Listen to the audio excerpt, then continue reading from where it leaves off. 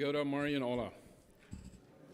Zeer welkom te Gottesdienst van jouw Smarries. Hoop dan alle mutig aan een fijne nacht gehad verheft en van jou hier top te komen. En we kan zijn dat we zijn bij ons spring hier komen, er 4 jaar. Have like aangevangen en morgen like als officially de aanvangsdag voor 4 jaar verheft ons de touw. We weten niet wanneer het is nu de tijd, dan als het door en dan denk ik zo, wat schrijft in de schrift, wanneer je deze tekens zijn, dan weet je ook dat je dus in terugkomt dichtbij is. En dan denk ik zo, zoveel dingen als in de wereld omgaan, dat schrijft ook in scripture dat zijn tekens dan, waar het dichtbij is. En dan denk ik zo, dat is nooit dicht wat de dingen aanwijzen, dat hij kan tijd terugkomen. So. Maar van jou zijn we hier nog en gaan nog een arbeid te doen en ik denk wat have een zegen voor ons, zo sei welkom. Het eerste Mal hier zijn, wie Leute aus Gospel Kirche, fällt in die Tüste, dass hier op voor wir brauchen alle gelegenheit in de Jezus te komen en we waren am loven en prijzen en wanneer je ook regularly komt, alle hartelijk welkom. Ik vrees dat hier wat met je top te zijn en dus een bulletins te nemen, je was door op dash, ik heb je alle ingenomen, wanneer je niet gaan, dus dan stil door te nemen en we worden hier wat even gewoon, hier wat dingen, maar ik ga eens mal, ik reed vielleicht te boos, ik had niet klaar genoeg, dan vernemen ze dat niet alle krijgen wat ik gemeint heb, maar wanneer je een bulletin neemt, leest het zelfs even en maak je het en dan vielleicht zijn ook niet alle hier de kerk gekomen, dan online dat kijken. Maar ja, mijn intentie is ongelukkig wel zo dat je dat kan verstaan, maar wenn ich dann Fehler gemerkt habe, und alles gesagt, well, kann ich das wieder am Verjährung, hat mir das gehört, dann aber seit ich das auch selbst noch, was hier abgetekend, hier sind mehrere Dinge geplant, wenn der Herr uns die Zeit gibt, das, was die geplant haben, hat was zu gehen, weil wir hier was Dinge mit Eva kicken, hier ist war geplant, für Medwegs aus, hier Bibelstand, Gebetsstand hier zu haben, auch Young Teens, auch für die Youth Bibelstand. Bible study town hier voor Medwegs Oos, klok 7. En voor donderdag, als je plant hier een ladies fellowship te hebben, dat is een ladies fellowship work night. So, wanneer ze hier doen, ik weet niet wat ze dan doen, different dingen, vielleicht herkelen en irgendwas, dat is ons work night hier. Dat is voor donderdag Oos, klok 7. Morgen tot. En dan is er voor nächste zondag, als je geplant bloß eine Andacht te haben, klok 10 Smarries, als bloß eine Andacht, so morgen dort, wenn das wie ein Soup and Sandwich Day, wir haben hier in der Mittag te haben, alle top. So dann wird er nicht erst eine Andacht sein für Deutsch und Englisch, wird bloß klok 10 eine Andacht sein. Und dann futz nur dort, dann gehen wir dort nach zum Eten. Und du wird gefragt, wat je alle dat metbrengen wat die abgetekend is, maar ik de meeste van ons weten dat we dat arbeid, maar wanneer je hier ten eerste mal van Duitsland nemen dat, maar ik vraag dat hier met je wordt explain, wat die worden opgeroepen met dus wat er worden 3 couples zijn, wat er worden eten merken, einer wordt dan de soep en einer wordt sandwiches en einer wordt dessert, zo dan er 3 couples dat opstaan als een team merken en dan braucht nicht alle Suppe oder alle Sandwiches, dus dat, und je wordt dan een team gemerkt, dan hat einer die Suppe, einer die Sandwiches, einer das Dessert. Und wenn je nicht ein Team gemerkt und je wollen aber still kommen, was bringen, sei welkom te ween. En dan wordt je gevraagd, dan wordt je de Sandwiches eruit merken. Die worden meestal maar neue Fahrrad, so dann de Sandwiches eruit merken en komen. En ook, wenn je niet eruit gemerkt, ik würde sagen, je zijn dan ook welkom op ons. Dat is dat als het hier abgetekend. En wanneer de pies, dat zijn dan dus de kleine tarts, wat er nog voor dat zijn dessert. En voor de soep, en steht, dus daar veel soorten worden zijn, wordt die vrouwsarbeid worden, je daar zijn plus nudelsoep en restaurantsoep en zomerbarsch te brengen. Dan je hebt er niet zoveel soorten en zo. Zoals ik zei, wanneer je maar door je wat weten, dus de bulletin, dus dat er nog van opgeschreven, maar wanneer je niet aan de kerk komt, dan weet je allemaal dat is voor nächste zondag. Je plant wat plus klok 10 de aandacht zijn, eine, en dan voetsen we dort aan als dat. En dan gaan we weer. Je plant een avondmaal te hebben, dat is een 25. april, dat is hier de dienstdag, waar je van mij kan het niet ganz fijn lezen. Ja, april 15 dan is er een avondmaal gepland hier bij de kerk, klok 7 uur. En ook worship night, dat is ook denzelfde avond, van 15 april. Dan is dan een men's breakfast gepland van 26. maart, klok 8:30 's morgens. En je loopt eruit, er is een papier door, je kan opschrijven met de weten hoeveel er komen. En dan is hier van 3 april is hier een tofas gepland. So. Dat is ook klok 7 uur, een 3 april tofas. Mag je dat, wenn je wel een dollar nemen. En dan is hier notes als grief share, wat je hier dan hier, wat wordt hier erwähnt, dat dinsdag klok 7 uur hier bij de kerk. So, wenn je doet gleich nog dollar unternehmen, ik glaube, er is stil nog een papier op te zijn, wat je recht staan. Daar redt met een van de elders, en met Jake Ernst, Ben Redekup en Corny Wall, want die worden gleich doen wat van. Te weten dat het dinsdag. We kunnen ook beden voor dat, wat God door mag beschikken met dat project. En we waren hier dat je kan dat maken hier veel voor te beden. Dat eerste, ik was hier. Ik wil het niet even gaan dan lezen, maar we weten dat hier schrijft nog voor John en eigen bandman. En, hij is hier waangenomen worden, hij is een huis hier genomen worden.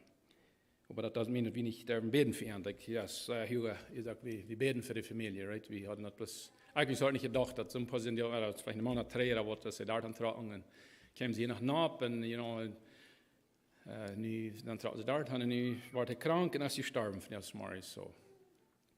Dan alle betrieb hem daar, maar en hij am de rui en wat hij een huis genomen worden als bij Jezus, vertrouwen naar ons en waar we in een dag zijn voor eigen en de ganze familie, ze worden zeer veel beter brokken en mochten haar dichtbij zijn en zijn titel staat zo. Ja, dat is een broeder wat was hier war er ja, man ons. Aber hier is ook dan de congratulations, so dat God de jaft in de neemt ook. Ik heb zeggen hier congratulations, ik heb hier zijn 3 kleine baby's geboren in onze families hier so. Eerstens is dat Herman en Helen Beckett en dat is een dochter geboren. Want de draag zei Sapphira Hope as je noem, so congratulations to Herman and Helen Beckett. The Lord has blessed them with another daughter, and then as hier George en Nettie Fries, en dat is een jonkie geboren. Kobe, James, en ook congratulations to Junt. Mocht de haar Junt zien en weer met Junt geschenk van hem. En dan is er nog een, dat is Eben Anna Friesen, en dat is ook een jonkie geboren. Dat is, ze noemen als Luca John. Die noemen ze graag zeggen, maar almost ja, we kunnen zeggen dat de Heer die neemt mensen weg, maar hij zijn ook maar net geboren in deze wereld. So, congratulations to you all. En dan met de boodschap bedanken wel, je hebt ons van jou smaris hier met de dietje aandacht. Mocht de Heer die zijn en doen met. En zingen leiden, Jake Peters en zijn team, ons hier leiden en zingen. So, wat zo weet, gelijk waar we deze bulletin dan hier gaan. En ja, we hebben nog wel wat hoop neemt om die beden voor dat de Heer mag met ons zijn hier vanaf morgens. Himmlische Vader, we komen voor die heilige aangezag, we danken ons voor die trouwen, Heer. We willen dus die naam opheven en loven en prijzen, die Heer Jezus. Verweer die best. Heer, die best alwetend en almachtig en de einzige God en de einzige, wo we te komen en van wo onze hulp alle komt en we ons gemerkt hebben, die beden we aan. En vrouwen dat die wieder mocht met ons zijn, hier van jou smaris, die was ons hier laten, waar hier top komen in dit huis, die was ons zenen met die woord. Heer, we vrouwen dat die met die jes mocht rekelijk hier bij ons alle zijn. En bijzonder bij die deiner Jep ons, wat die am has op hart gelegd hier van jou ver te brengen, mocht die dat zenen, wo immer dat gehoord wordt. Hier in de congregation, ook bij zijn wat er niet gaan kunnen komen, zijn thuis en dan via livestream dat checken hier, mocht die ook zenen en ook zo bij de zondagschool hier, wat allemaal hier gedaan wordt van jou smaris en zingleiden en alle wegen dat die mocht plus kracht schenken, want we kennen dat moedig en krachtig en dat voor die doen, Herr, dat we niet willen ongezijn zijn dat voor ons te doen, dat we doen dat voor die. We leven die, Herr, we denken dan wat die voor ons gedaan has, Herr. We werden getrand van die, zo weet als je, we werden ganz, die hat die Wahrheit gedreht von uns, aber Herr Jesus, die heeft die Hand am Kreuz, lässt sie durch merken, und betont unsere Sünden für meine Sünden, Herr, du lebst uns all wie die leben, weil Herr, schenk uns dort, was wir mochten, was immer hier, was wir hier tun, dass wir das zu dir tun, utleben, was die von uns getan hast, und was die auch gerade mit ist für uns, Herr, was die uns, was du hast, wo du bist, Herr, und wir beten auch ganz besonders für die Bondsfamilie, Herr, für John, wir vertrauen ganz auf das bei dir, als Gerard für Emma, hier ist sie wach, aber wir beten für Eigi, Herr, musst du dich bei sein und schenken ihr Kraft und Mut und Licht, dass sie durch diese schwere Zeit durchkommt und bei der ganzen Familie, Herr, wir sind einen Tag im Gebet, musst du dir bloß führen, dass du dort aufgesehen hast von ihnen, Herr, wir wollten unsere Tomorrows nicht, Herr, lass uns sie hier noch mal ganz hier werden, dann wissen wir dort nicht, wo dich bietet wir, aber einer von ihnen, wo die wahrgenommen sind, Herr, du wirst das auch kriegen, du hast noch einmal gewusst, wo du kommst, was es dort wie, wir machen das Vertrauen, haben wir vertrauen die ganz, dass du uns wieder leiden und führen, und wir können ganz auf die uns verloten, wir danken dir für dein Wort, was wir können wirklich hier haben, Herr, musst du dein Wort sehen und von dir, was Bruder Jake uns will hier erklären und wieder von dir uns nicht die wiesen und musst du das sehen, wo immer das gehört wird, musst du auch den Oberkirchen hier am uns, wo immer dein Wort gepredigt wird, aber er möchte viel Frucht bringen und vielleicht sind es die Menschen, die noch nicht Frieden haben, die Frieden, die kann die noch nicht, Herr, wenn die anklappt von dir, dass sie von dir möchten, der aufmerken und luden die an, die was mit ihren Taub sind und ihren auch geraden, Herr, und wir beten auch für unsere Regierung. Wir danken dir, dass wir noch seine Freiheit haben hier, können hier taub kommen und können den Wort verkennen. Herr, aber wir beten auch, dass der Enemy, Jesus, wir beten in den Namen, dass die den Enemy wachholen, und die will der wachholen, dass er nicht kann verstehen, alle Sorten und falsche Lehren und mit Lehren irgendwas anführen, was die nicht gefährlich ist, Herr. Für mich, dass die mochten sich nicht drehen und Frauen dienen Rot am Dinge, und auch für das Land dort wieder auf in Russland und in Ukraine, Herr. Wir können bloß hören, was das tut, aber Herr, die wollen krank an die Dinge, die wollen krank, was da alles angeht, und Herr, wir beten für das Land und besonders für die Menschen, für die Christen, Herr, was da große Verfolgung durchgehen, sie machen alles, was verloren in Rahmen für ihr Leben und da werden auch umgebracht, Herr. Musst die bloß dich bei sein auch und Kraft schenken, dass sie nicht von die aufloten, dass sie da nicht die holen und ob die nicht kann, du auch, was du machst, wenn es dein Wahl ist, dass du Frieden machst sein, Herr, aber was dein Wahl mag erfüllt werden, du weißt kriegt the outcome of it already, und Herr, wir beten bis noch einmal, was hier für uns tust, was immer hier tun wird, dass die machst hier Luft nicht preis werden. Das beten wir in Jesus' Namen. Amen.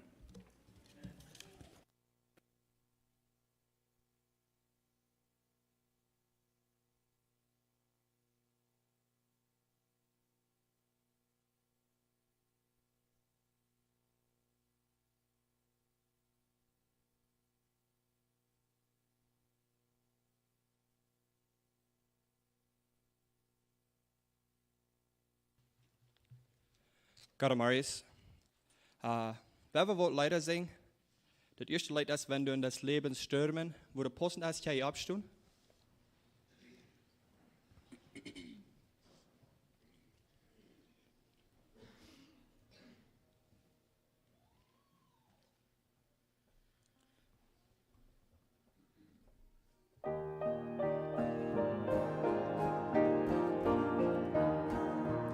Wenn du in das Leben stürmen bist, versagt, wenn dein Herz voll Sorgen mutlos bangt und klagt, zähl die Gnadengaben, denke doch daran, und du wirst dich wundern, was dir Gott getan.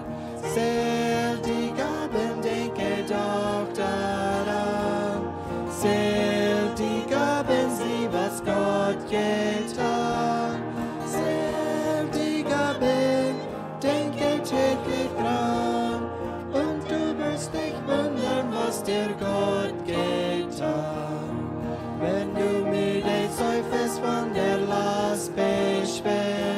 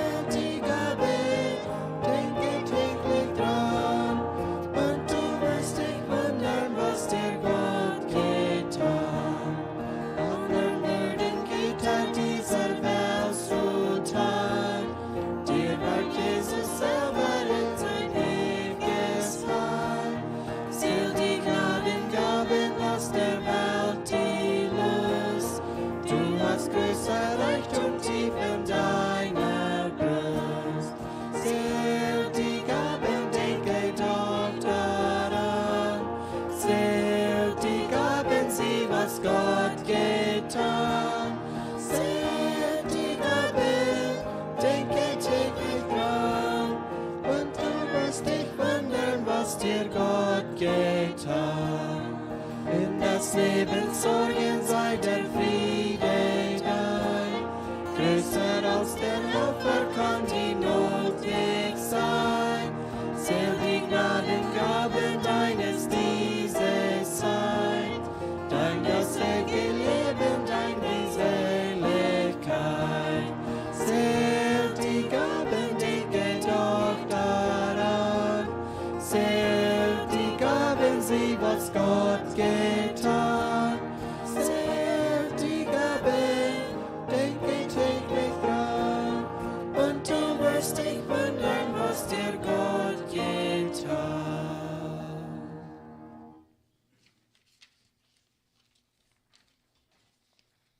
Wo groot bist du?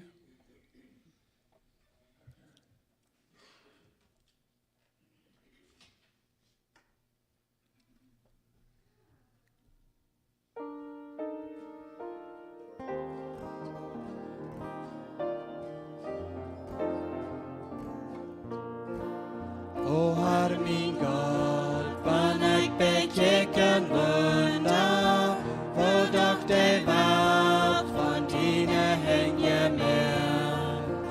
Ich sei der Stirn, sag hier dort, wo du grümmel, die unsere Welt, die lebt von dine Krone. Dann singt mein Hort zu meinem Heiland nu, wo groot bist du, wo groot bist du. Dan zingt mijn hart to mijn heiland nu. Wo groot bist du, wo groot bist du. Dan wann ik kom en wil durch eile schotten, de vijand zingen, lass dich alle bij. Dan wann ik roep, kijk van de boeien boven, ik hier dort boet, daar aan de loft das schön. Dan zingt mijn hart to mijn heiland nu. Wo groot bist du, wo groot bist du. Dan zingt mijn hart to mijn heiland nu. Wo groot bist du, wo groot bist du. Dan wann ik denk, dat uit zien zin ik schonen, o meine Schuld, durch hij wat ons in dood.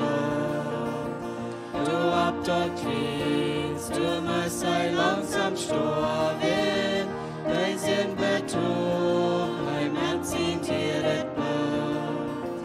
Dan zingt mijn hart to mijn heiland nu.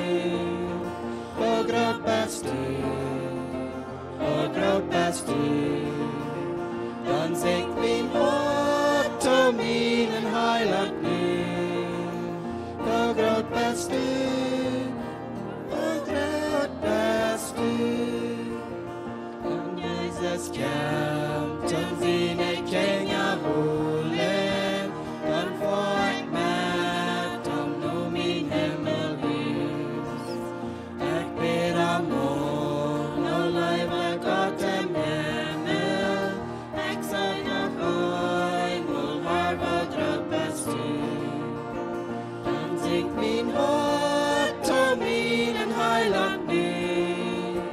Wo groot bist du, wo groot bist du. Dan zingt mijn hart to mijn heiland nu. Wo groot bist du, wo groot bist du. Dankeschön, Darwin Tulsa.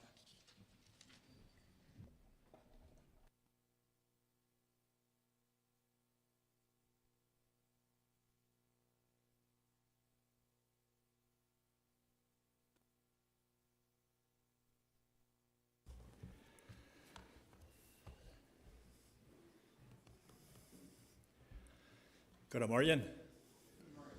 Sei erscheint Leid, nicht wahr? Wo groot bist du? Wo groot ist uns Gott? En ik wil van deze God, wil ik van deze Marius reden, den wie hand als ons himmlische Vader. Waar je merkt aan den bulletin, ik heb met den Thema gewählt, Gott hat uns alles geschenkt, was wir brauchen, um seilig worden in fromm Leben. Ich glaube, es ist gut, dass wir uns einmal forschen oder so Dinge als das verhalten, besonders in der Zeit, wo wir beim Leben tun, dass wir gute Nachrichten noch mal hören, das müssen wir schlechte Nachrichten hören tun. Und von daher mal ist, wenn wir von der guten Nachricht hören, was Petrus uns vertellen. So ich war in was forschen über 2. Petrus von der Samarias von reden. Und auch was von der Apostel Paulus auch von seine, wo er das auch sagen, dass benötigt hat, dass wir uns bekannt wurden, dass wir lernen dann von uns Herr Jesus Christus und von uns Gott. So Gott hat uns die Macht gegeben, uns alles zu geben, was wir brauchen. Weil ja oftmals, glaube ich, dann fangen wir uns, wo wir sind, werden wir uns auf unsere eine verloren, auf unsere eine Kraft verloren. Und wenn er aber gesagt hat, er hat uns alles geschenkt, alles, was wir brauchen, um ein frommes Leben zu leben. Ich glaube, einmal, wo dann bin ich sicher, als wir verloren auf uns selbst, wir verloren uns auf unsere eine Kraft. Und dann wundern wir, wo dann ich das nicht kann tun, was ich zu tun habe. Er hat uns viel Segnung versprochen und Kraft versprochen. So soll ich sagen, dass ich will von der Samarias was Versen über 2. Petrus reden. Ich will von der ersten Vers anfangen, wo er sich bekannt macht, dass wer er ist. 2. Petrus 1, Vers 1 sagt, hey, Simon Petrus, Jesus Christus, sein Apostel in deiner, schrift dessen Brief nur die den selben Glauben gekriegt haben als wir. Der ist der Gerechtigkeit, der Herr uns Gott, der uns Gott in Herr und Jesus Christus geben wird. So, Petrus macht sich hier bekannt, er fängt an mit seinem ersten Namen. Er sagt Simon Petrus. So, hey, der sich hier bekommen mit zwei Namen, was er sich teilen wird. Simon Petrus. Weil Simon Petrus, das sind zwei verschiedene Namen. Jesus hat einen Namen gegeben, das wird Petrus. Den hat Jesus am gegeben. Aber Simon, das wird der Name, was vielleicht seine Eltern am gegeben haben, aber Lothar in seinem Leben gibt Jesus einen neuen Namen, das wird Petrus. So hat er sich hier mit den beiden Namen bekannt machen am Anfang, Simon Petrus. Und dann sagt er auch noch, diesen Brief ist geschrieben, zu denen, die den selben Glauben haben, als sie sind. Und das ist zu uns, als Christen. Wir haben den selben Glauben, als was Petrus hat. Er lebt an den Herrn Jesus Christus. Und da wollen wir von der Samarias Meier von reden.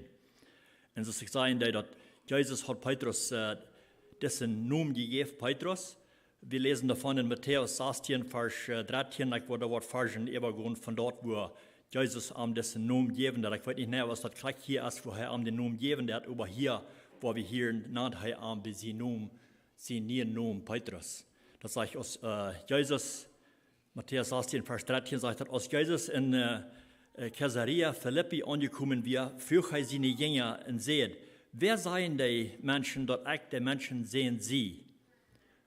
So als Jesus hier angekommen wird, früher die Jünger sagt, was vertellen die Menschen hier, was sagen die Menschen? Das hört sich vielleicht von den Menschen, die noch bekannt gewesen sind mit Arm, mit was er tut, wo er arbeitet und so weiter. So nun früher seine Jünger, was sagen die Menschen, wer ich sie? Das ist alles nicht schwierig, von was vertellen die von mir, was sagen die von mir? Und dann haben sie verschiedene Antworten, sagen sie. Und sie sagen, einige sagen, du bist Johannes der Täufer, andere sagen, du bist Elia, und einige, du bist Jeremia, oder einer von den Propheten. So von verschiedenen Menschen wurden die gesagt, was sie glauben, was das Jesus wäre. Und dann gibt er endlich eine besondere Frau, sagt er, und er seht an, wer sei jeder an der ich sie? Wer sei je? Wer sei je, dort ich sie? Und dann ist es mehrmal, wenn wir hören von Petrus, heißt allgemein, der hat das erste vertalen, der hat die erste Antworten, heißt aber, hastig reit zu sein, was heute sein haben. Hier auch, hier sagt er, Simon Petrus Antwort, du bist der Christus, den lebenden Gott sehen. So untwiebel sagt er hier vor, du bist Christus, den lebenden Gott sehen. Wir kriegen uns eigentlich, wer wir. So er hat den festen Vertrauen. Und dann sagt er in Vers 17, Jesus sagt zu Petrus, seilig bist du, oder wollen Sie nicht sagen, gesegnet bist du, Simon, Jonas ihn sehen. So hier nennt er Simon. Jona sehen. Und sagt das hast du nicht von Menschen. Dort hat mein Gott im Himmel die offenbart. So er sagt ganz klar, das hast du nicht von Menschen gekriegt. Und wenn er dort von Menschen gekriegt hat, dann würde er vielleicht eine andere Antwort gegeben haben. Dann würde er vielleicht die Antwort gegeben haben, was andere vertellen denen von ihm. Dort er wie Johannes oder Elia oder Jeremia oder ein anderer Prophet. Aber er sagt, no, er weiß das ganz klar. Er wird Christus, den lebenden Gott sehen. Und ich glaube, Jesus weiß, dass er sagt hier, was von festen Grund er hat, was von Glauben er hat an ihm, dass er weiß, wer er ist, so er steht auf dem festen Glauben. Und an wie das offenbart worden, wer das wir, das sagt der nächste Vers, sagt das, nannt er an Petrus, er sagt, ich sei die, du bist Petrus, Vers 18, Jesus sagt am du bist Petrus. Und sagte, ab dessen Stein, wo ich meine Gemeinde bühen, über der Todesgewalt niemals wird der Überhand kriegen. So diese Gemeinde, was Jesus hier wird bühen, ab Petrus, ab dessen Stein, ab den, da wird sich sicher stehen, wer Jesus wird, du will er seine Gemeinde abbühen. Und ich glaube, was er seine Todesgewalt wird niemals Überhand kriegen über diese Gemeinde. Und das ist gut zu hören. Und so, dass er von der und da hat noch er büht sie in die Gemeinde. Jesus büht sie in die Gemeinde. Und er will seine Gemeinde bühen auf dem festen Grund, auf dem Glauben an den, der glauben hat an Jesus Christus. Und das, was Petrus sagt. Du wenn sie am du bist Petrus. Hinande er am Petrus. Und dann sagt er noch, dass er wird in deiner, er wird ein Apostel in deiner. Und wem hat diesen Brief geschrieben, der auch, dass er schreibt, dass er was an Glauben hat. So, er wird ein Apostel. Ein Apostel als einer, der durch geschickt ist worden. Das, was ein Apostel meint. Er ist einer, der geschickt ist von Jesus Christus, wie er geschickt zu tun, was er zu tun hat. Und er wird ein Diener, sagt er. In dem Brief hat er uns geschrieben. Und all die, was den Glauben haben an den Herrn Jesus Christus. Das hat mir sich hier bekannt. Erst mit seinem ersten Namen Simon und dann seinem zweiten Namen Petrus. So hat mir sich hier bekannt, wer er war. Und das ich sage, ein Apostel, das heißt, er wird ein Apostel. Ein Apostel ist der, was geschickt ist von Jesus oder von Gott. Und wir wissen, dass Petrus wir von Jesus selbst geschickt. Wenn wir lesen dann in Johannes 21, wo Jesus auf eine steht, Petrus apart, Kreu und Deid, und früh als er am Leib hat, als er am Leben deid. Und er sagt, dass er weiß, dass er deid am Leben. Dann sagt er, jedes Mal, wenn er am Frau, dann sagt er, dann werd meine Schub. Wenn einmal er kam früh, Petrus, als er am Leib hat, dann sagt er, wenn er sagt, jo, er hat am Leib, dann sagt er, dann go und werd meine Schub. So er raubt an durch seine Schub zu heiden. Und das zweite Mal, dann sagt er, gleich das dort. Und dann sagt er das dritte Mal, in Johannes 21, Vers 17, sagt er, dann sagt Jesus das dritte Mal zu ihm, Simon Jona, bist du mir gut? Er fragt, bist du mir gut? Petrus war ganz traurig, dass Jesus am 3 Mal früh, ob er am gut war. Und er sagt zu ihm, Herr, du weißt am alles an, und du weißt, dass ich dir gut sehe. Und Jesus sagt zu ihm, werd meine Schub. So Petrus wie geschickt von Jesus, gleich geschickt er ihm, er soll ein Hort sein für seine Schub. Petrus wie geschickt ein Hort zu sein für seine Schub. So hier wird wir ganz versichert, dass er geschickt wird von Jesus selbst, seine Schub zu heiden. Und das hat Petrus getan.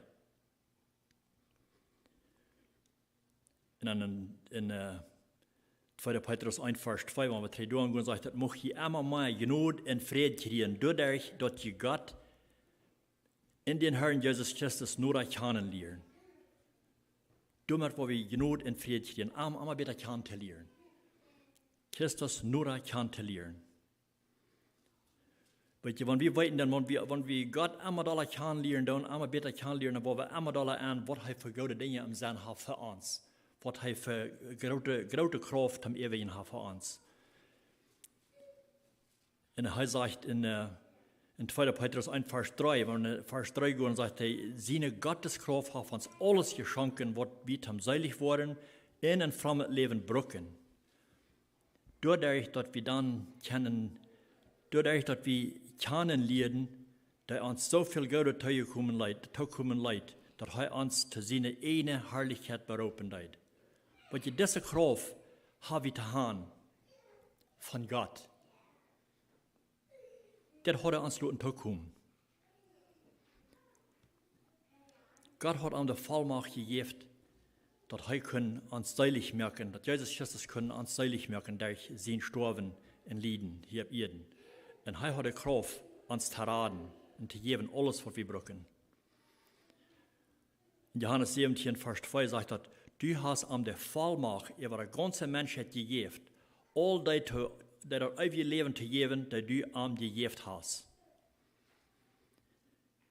Und das ewige Leben ist das, dass sie den einzigen wahren Gott in Jesus Christus, den du geschickt hast, kennenlernen.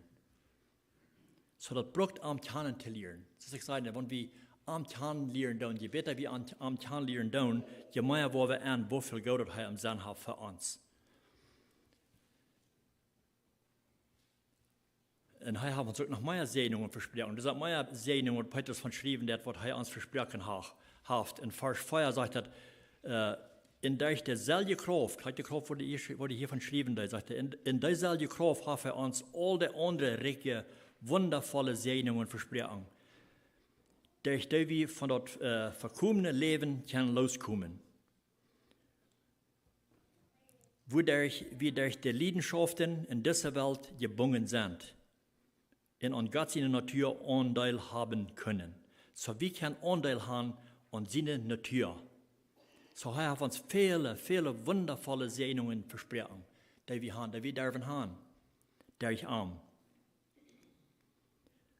Und so ich sage, oftmals dann verloren wir uns vielleicht unsere eine Kraft, wenn wir können sein, was Petrus geschrieben hat, was die Bibel von geschrieben hat, was er uns für eine wunderschöne Kraft versprochen hat. Und er sagt in Vers 5, um dit te kriegen, bekleidt je Glauben mit gute Werken. Die müssen auch an Erkenntnis teilnehmen. Zuerst sagt er, wir sollen uns bekleiden mit guten Werken, das soll ein Zeichen sein, dass wir am Kern tun. Und er sagt, wir müssen an Erkenntnis teilnehmen. Wir müssen immer sehen und dein, dass wir mehr lernen von ihm, dass wir von der Erkenntnis teilnehmen wollen. Dass wir teilnehmen an Erkenntnis. Und Paulus, der redet auch von, und der Brief zu den Glaubenden, was sie verlangen wird in seinem Gebet, wie dass sie auch wollen und teilnehmen in der Glauben, in der Erkenntnis von ihm. Und auf Epheser 1, Vers 15, und du wieder, wo ich was Versen lesen, was Paulus geschrieben hat von wollen und teilnehmen. Er sagt in Epheser 1, Vers 15, von dann an, als ich von ihnen Glauben an den Herrn Jesus hielt, in von wo je alle Heilige Gott sind, hier nicht ab für ihn zu beten und für ihn zu danken und für ihn zu beten. Dass der Gott von unserem Herrn Jesus Christus, der herrliche Vater, ihn mocht den Geist von Weisheit und Einsicht schenken, am besser kennenzulernen. So das ist, was Paulus in Gebet auch wieder. Er dankt Gott für ihn und auch er betet für ihn, dass sie immer wissen und teilnehmen. Dass der anderen besser kennenlernen. So dass es nötig Gott immer besser kennenzulernen. Wer er wirklich ist, was er das für uns in uns Leben. Und das, was Petrus ihn verlangen wir, und hier Paulus gleich so. Er betet sogar für die Menschen, für die Glaubenden, dass die wollen wissen und teilnehmen, um besser kennenzulernen. Und dann sagt er in Vers 18, mocht ihr die Ansicht geben, im Hort zu vernehmen, wo groß die Hoffnung ist, die er für ihr reithaft. Und wo groß und herrlich das aufgeht ist, dass alle Heilige in Christus gekriegt haben. So er sagt hier sogar, die zum Glauben gekommen sind, die haben sogar ein Aufgeht gekriegt. Und er will haben, sie sollen dort lernen, was das wirklich ist. Dass die Heilige ein Aufgeht gekriegt haben. Das ist all passiert, wenn sie am angenommen haben. Das ist nicht, was in der Zukunft, was danach wird kommen. Er sagt, das Aufgeht habe ich dann nie all, was wir gekriegt haben. Und dann Vers 19 sagt er, und dass die begreifen können, was für eine riesige Kraft Gott in uns wirken lässt, die wir an ihm glauben. So der wird zum Glauben gekommen sind. Er sagte, du hast eine riesige Kraft, lauten werden arbeiten. So die Kraft, die haben wir in uns, wir leben ja, die wir an am leben. Weil du hast eine Kraft in uns, was viel gerade ist, als wir uns kann verstellen, mit uns nicht Verstand. Und das, was wir haben, wir sollen kennenlernen, dass was die Kraft wirklich ist, was die in uns hat. Die kennenlernen, die Kraft. In Epheser, das 3. Kapitel, Vers 19, sagt Paulus, ist das, die sollen kennenlernen, wo Gott Christus ist, und das geht viel wieder, als wir abfoten oder verstehen können, sodass die vollends und ganz haben möchten, was Gott für ihn hat. So er will das wieder wirklich sagen, ganz begeben, was er für uns hat. Die große Macht, die wir am Ewigen ist für uns. Und ich glaube, das ist auch, was Petrus von reden, was er meint, dass wir sollen in der Weisheit abnehmen, dass wir sollen bekannt werden. Wir sollen wachsen in unserer Weisheit von ihm. Er sagt in 2. Petrus 3. Kapitel, Vers 18, sagt Petrus, ist das, überwachst in Gnade, in Anerkenntnis an unseren Herrn, Heiland Jesus Christus. Er soll der ihr in aller Ewigkeit haben. Amen. In dann 1. Kapitel 2. Petrus sagt er, und dann muss ihr auch lernen, ihn selbst zu beherrschen. So er sagt, das ist anders, was wir machen lernen. Wir müssen uns lernen, selbst zu beherrschen. Wodurch die standhaft waren, und standhaft sein, muss mit Gottes Furcht verbunden sein. So erstens selbst beherrschen, Self-Control haben, und dann standhaft sein, wodurch man mit Gottes Furcht verbunden sein. Das passt taub, das ist hier taub. Die Bibel sagt, Gottes Furcht zu haben, das ist der Anfang von aller Weisheit. So wir müssen wirklich Gott ehren und Gottes Furcht haben. In anderen Sinn verlangen, als dass wir uns unseren Leib wiesen tun. Vers 17 sagt, in Gottes Furcht mit sich brüderlich untereinander gut sein. Und schließlich alle Menschen rechnen lernen. Ich hatte in meiner Ferien Andacht redet von wo wir uns untereinander verhalten sollen und ein wird von dort, wo wir sollen uns untereinander leben. Und hier war der Petrus auch von, dass wir sollen, dass Gottes Furcht ist verbunden mit uns brüderlich untereinander gut sein, uns leben, einer den anderen. Und schließlich alle Menschen rechnen lernen. Das ist auch eines, was wir uns machen lernen, dass wir alle Menschen viel rechnen tun. Einige Menschen ist schwer, viel zu rechnen, dass sie sich verhalten tun und so weiter, aber das soll nicht da anlegen, wo wir den sollen leben. Er sagt, dass wir sollen lernen, alle Menschen viel rechnen, Leib beweisen. Jeder Mensch soll wie was rechnen. Und dann sagt er, wenn wir diese Dinge wollen tun, dann wollen wir fruchtbar sein in uns Leben, wenn wir alle diese Dinge wollen tun.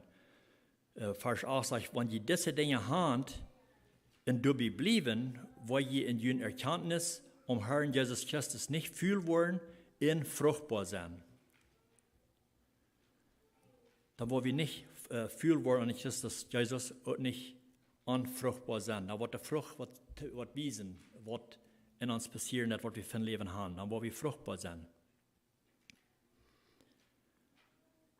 Und dann sagt er, wenn wir diese Dinge nicht haben, Vers 9, wer das über nicht hat, ist blind oder weint kurzsichtig und hat verjäten, dass er von seinen allen Sinnen gereinigt wird. Oftmals kommen wir durch, wo wir verjäten tun, was da wirklich in uns passiert ist. Dann sagt er dann, wenn wir diese Dinge nicht tun, die Dinge, was er hier abgeregt, was wir sollen tun, sagt er dann, sei wir sozusagen blind oder kurzsichtig. Wir können nicht sagen, wie checken. Wir können nicht wie checken, was da passiert ist in uns Leben. Dann wollen wir sagen, kurzsichtig. Und dann verjährt wir sogar, dass wir von unseren Sünden gereinigt sind. Ich glaube, einmal das ist nötig, einmal kommen wir durch, wo wir verjähren, dann was Jesus wirklich für uns getan hat in uns Leben.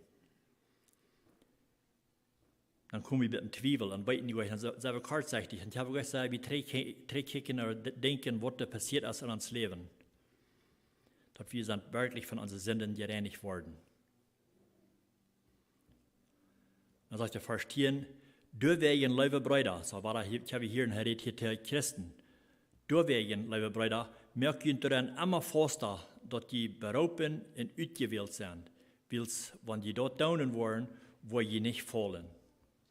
Wanneer we ons voor een ganz klar en zeker zijn, wat hij voor ons gedaan heeft, dan worden we niet vallen. Dan zijn niet de gelegenheid dat we vallen worden van ons leven, van ons geloven en zo verder. Maar we moeten ons er ganz zeker aan zijn. We zullen ons vaster merken daaraan, dat we uitgewild zijn, dat hij heeft ons gewild en ons geraad. Wat je in twijfel, wanneer een mens bedoelt is, wo hij niet meer weet dat hij gewild is, of als hij geraad is, dan komt hij bedoelt, wo hij vallen heeft in zijn geloven, sogar. Dan valt hij terug. Dan heeft hij gewoon een vasten geloven. Wo hij zegt, hij heeft ons gewild. We zijn uitgewild van God. En wanneer we geraad zijn, dan kan we zeggen dat hij heeft ons gewild. We zijn gewild, geraad te zijn, dat we kunnen met hem eeuwig leven. Hij zegt in vers 9, über je zijn een uitgewähltes Volk, den König zijn Priestertum.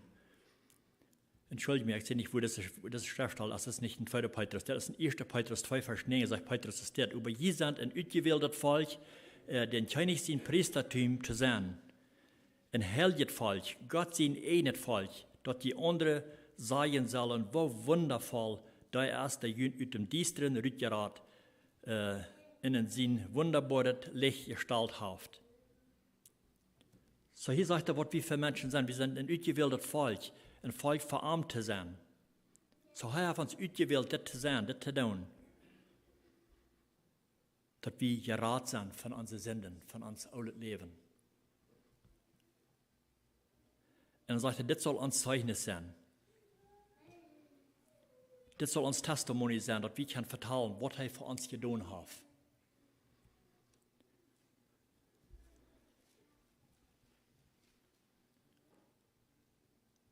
Was hast du für ein Testimony? Hast du ein Zeugnis, dass Gott dir geraten hat von den alten Leben? Kannst du Menschen vertellen, dass das passiert wirklich zu mir? Ich weiß nicht, gleich, wenn das passieren würde, dann kannst du ihnen vertellen, dass du geraten bist. Dass du von dem Diensten geraten bist und bist in Wort Licht gekommen. Weißt du wie? Ich glaube, oftmals dann vergeht wir uns Zeugnis mitteilen zu Menschen, oder wir tun das nicht. Da wollen Menschen nicht wirklich antwortet von der Gotteskraft aus, was er in uns schaffen wird. In mitteilen, in Zeugnis, als sei Verschlagsung. In Psalm 107 sagt es dort, dank dem Herrn, weil er als freundlich in seine Treuheit gelebt wird, ewig blieben. Das heißt, so sollen den Herrn seine Gerade, dort Gerad sein, sollen seine Gerade sein, er ist ut den Feind seine Hein Gerad, der jünd hat seine Feind, der ut den Feind seine Hein Gerad hat. So eine Menschen, die dann ut den Feind seine Hein Gerad sein, die soll das gut vertalen, soll das mitteilen. Wir lesen viel Stellen in der Bibel, wo wir lesen dann von so einer, was sind geraten worden von den Feind seiner Macht. Ich dachte an eine Stelle, wo Jesus über das Meer, das galiläische Meer oder Lake fahren deit, wie Jesus auch seine Jünger kamen dann an eine Stelle, wo sie ein Mann begegnen deiten, was besäten wird von den Feind. In Lukas 8 haben wir die Geschichte, ich wollte die Geschichte nicht ganz lesen, aber da wird ein Mann, was da besäten wird von den Feind. Er hat viel bei sich erst an sich. Das sagt in Lukas Kapitel 8, Vers 26, dann fuhren sie eben nur Gadarener, Gegend in der andere Seite von Galiläa, sagt er, und es sei ab das Land abkam, stehe als sei ab dem Land absteh, bejehen am ein Mann von der Stadt, der auch lang bei sich erst gehört hat. Er hat keine Kleider an und lebt dort nicht in Hus, bleibt in Gräber. So das Mensch, der wohnt nicht mal im Hus, er hält sich mal Gräber ab und wird von den beiden Feinden besäten, hat nicht Kleider an oder was. So er wird besäten von den beiden Feinden und da hält er sich ab. Und wir weiten die Geschichte wieder, Jesus, der heilt hij juchte in deze gest, er deze gest uit am Rüt en juchte in de schwien, de schwien de juren über de kanten versauten. En als das Mensch geheilt wir worden, gerat wir worden von das diese gest da, dann hat er ein Verlangen, mit Jesus taub zu bleiben. Er wollte mit Jesus taub bleiben. Und wenn wir übergehen mit Vers 38, sagt er, der Mann, mit dem der bei sich erst herübergefahren wird, in Prag hat Jesus, auf er bei ihm bleiben können. Und guck mal, was Jesus da am sagen wird.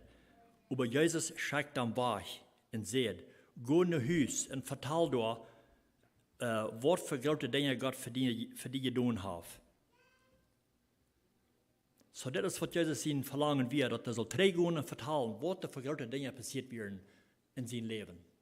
Er soll ein Zeugnis vertellen, er soll ein Testimony mitteilen zu anderen Menschen, was da passiert wird. Willst du Menschen wissen, dass das Mensch, der hält sich bei den Gräber ab und der wird von beiden Feinden besehen, von beiden Gästen besehen. Aber nu hat Jesus am gehalten, er sagt, er soll Tränen Haus gehen und er soll vertellen, was da passiert wird. Und er sagt, und er ging durch die ganze Stadt und vertelt, was Jesus für große Dinge für ihn getan hat. So er hat ein Testimony mitzuteilen. Gott hat sich dessen gewählt, am Fried zu machen, von dieser beise Gäste, wo er ungebunden wird.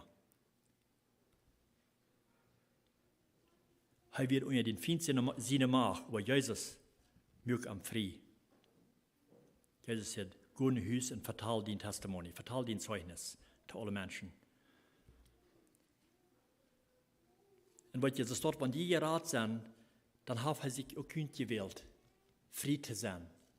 Jün Fried gesagt von jün Leben, von jün alten Leben. Und sein Verlangen ist auch, dass wir vertellen, dann wir sollen auch rumgehen, gehen vertellen, was er für uns getan hat, was er in uns Leben getan hat.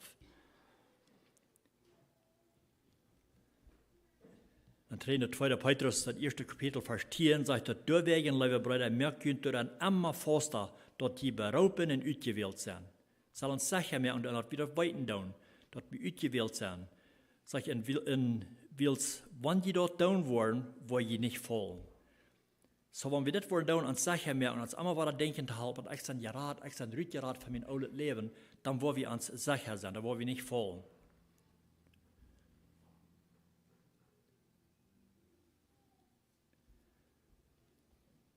Und wie man so ganz überzeugt sein, kriegst du das Petrus wieder, dass der früher, wer sei je, wer ich sehe, wie sie ganz einig sind, kriegt bei Jesus wieder. Und so sollen wir uns auch einig sein. Ganz überzeugt sein, dass wir gerat sind, dass Jesus Christus der Rader ist und der hat uns gerat, und er ist Gott zu sehen, der wird auch kann tun. Untweifeln, kein Zweifel haben in uns Leben. Das sage ich in Vers 11, dann wird der Eingang in unseren Herrn, in Heiland Jesus Christus sein, wird regnen, wird aufgemerkt worden. Dann wird es wieder aufgemerkt sein, aber wir frei können gehen, weiten, dass wir wollen mit Jesus Christus leben. Und Petrus sagt, deswegen rechnen ich immer an diese Dinge denken zu halten. Sein Verlangen wird an denken zu halten, was in wir, was er für eine Kraft hat, was er in der Kraft in arbeiten tut. Das ist, was Petrus sein Verlangen wird. Er sagt, ich rechne immer an diese Dinge denken zu halten. Weil uns viel oftmals denken zu halten. Wir sind verjettsam, wir verjetten oftmals Dinge, sondern viel uns dort oftmals denken zu halten. Wir sind schwach in diese Dinge. Er sagt, wenn ihr auch weiten, in der Wahrheit stehen, so weit als je die kann, dann sagt er, ich glaube, das ist ganz recht, dass ich das in Jünd wacker halte. Sein Verlangen wird neidig, dass er das wacker hält in Ernst, solange als ich noch hier sehe. Solange es noch für manche Menschen sind, dass er die Gelegenheit hat, das mitzuteilen, glaube ich, dass wir neidig, das Denken zu halten und das wacker zu halten in das. Dann sagt er, will ich weit, dass ich meinen Körper bald aufgeben muss, so als der Herr Jesus Christus mir gesagt hat. So er sagt, ich kann mit dem Eng von seinem Leben über sein Verlangen wird wegen das immer weiter das Denken zu halten, was er getan hat. Er wird auch nicht lang leben. Dann sagt er in Vers 15, und ich will Ihnen das so klar merken, dass Sie das immer weiter können verhauen, wenn ich schwach sehe. So, wenn Petrus schwach wird, sagt er, da wird es sein, dass dass wir uns das immer weiter können denken halten und uns das verhalten können. Und wir können das von der auch, wir haben 10 Wort hier von der, wir können uns das immer weiter verhalten. Uns denken zu halten, was er für uns getan hat. Was wir für eine große Kraft in uns haben. Und uns fehlt das an dieser Kraft. Wir brauchen die. Und er hat die Regelmerk für uns. So, ich weiß nicht, wo je stehen, war ich, weil uns loten mit einer Frau, was hat Jesus für die getan? Was hat er für mich getan? Und was hat ich für ein Zeugnis mitzuteilen zu anderen Menschen, sondern die das fehlen hat? Was da vielleicht auch bei sind, wo sie nicht weiten, wo sie wieder gehen sollen, sie haben nicht die Kraft, das zu tun. Und dann denken halten, sie brauchen sich nicht auf ihre eine Kraft verloren. Dass sie auch diese Kraft können haben. Was er uns geschenkt hat, alles, was wir brauchen, haben Leben, dass Gott das gefallen hat und auch, dass wir geraten werden. So, das ist die Nachricht, die ich von der für uns alle habe, was wir von Gott sein Wort haben, was Petrus uns zu vertellen hat. Und das heißt, dass er fällt dort als nötig, uns das immer weiter denken zu helfen. Und ich glaube, in dieser Zeit, wo wir wohnen, ist es nötig, dass wir uns das oftmals denken helfen, dass wir sind nicht allein. Wir brauchen uns nicht auf unsere eine verloren, auf unsere eine Kraft. Aber nach dem Schluss zu beten. Gott, himmlischer Vater, wir kommen zum Schluss von dieser Botschaft für dich noch einmal und wir danken dir, Herr, für dein Wort, was wir haben.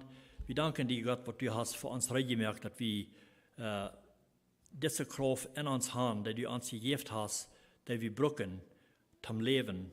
Wir mit uns selbst, wir können das nicht tun, wir fallen dann oftmals über, weil wir können sein, was du für eine Kraft hast für uns, gemerkt, dass diese Gotteskraft in uns arbeiten, dass wir das wirklich weiten können. Help uns das denken, wenn wir kommen, wo wir einmal vielleicht im Zweifel in geraten down und wir wollen uns vielleicht uns die eine Kraft verloren und wir fallen vielleicht sogar und wir weiten uns nicht rot wieder zu gehen. Und dann habe ich in den Wort checken und sein, was den Wort zu sein hat, dass wir haben eine Gotteskraft, die in uns arbeiten, dass du uns geschenkt hast, dass wir dort wollen annehmen, zu aller Zeit in uns Leben, dass wir mächtig sein und kraftig sein. Und auch, wenn du in uns Leben was getan hast, du hast uns geraten und hast uns geholfen, dass wir auch wollen sein, zu gehen und vertellen andere Menschen von dort, ein Zeugnis aufgeben von was du in uns Leben getan hast. Dass wir das auch sagen, dass du bist ein Macher, ein Gerauter, ein Allmacher Gott, du hast in uns gearbeitet, du hast uns geraten und frei gemacht von den Feinden seine Macht, wo wir schon ungewieren. Gott, help uns, das Zeugnis mitzuteilen, wenn du in uns geschafft hast. Und Gott, und wenn du so sagen, was das erfahren noch nicht gemerkt haben, was sie noch nicht an die übergeben, die diese Macht noch nicht haben in ihren Arbeiten, ich bete, dass dort du irgendwo straken und raupen nur die, und dass sie auch wollen, sich ganz handgeben, nur die und geraten zu werden, und auch diese schöne Nachricht kann mitteilen mit anderen Menschen, was du in ihrem Leben dessen getan hast. Ich danke dir noch einmal für den Wort, das wir haben, wo wir können sein, dass wir haben, diese gute Nachricht haben für uns, von der. Das Petrus sagen, der schreibt es im Brief an alle Glaubenden, und all die, die das angenommen haben, die können das annehmen. Und ich bitte, dass wir das werden tun. In dem Namen wir das mit Danksagung. Amen.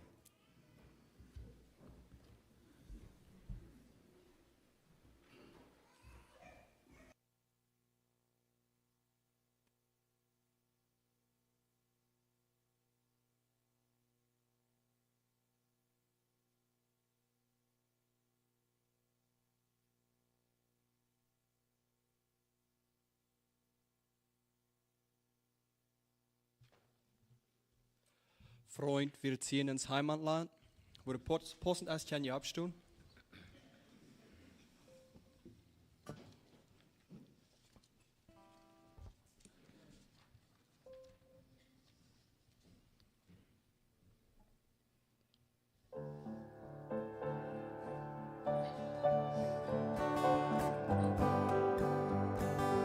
Freund, wir ziehen ins Heimatland, willst du mit? Selig ist an Jesu Hand, willst du nicht auch mit? Was die Welt dir bieten kann, ist nur Schein. Denk, was Jesus hat getan, wie um dich weint. Ja, dort ist schön. so herrlich schön, willst du nicht mehr hier heimwärts ziehen? Ja, dort ist schön, so herrlich schön, willst du nicht mehr, versuchst es herrlich, herrlich schön. Gib Gott deine Sünden dran, die dich drückt. Selig man hier leben kann, Jesus nur erquickt. Scheint doch Dornen von der Fall, oh wie wohl ist in mir das Kreuz hier drin, oh wie es mir wohl.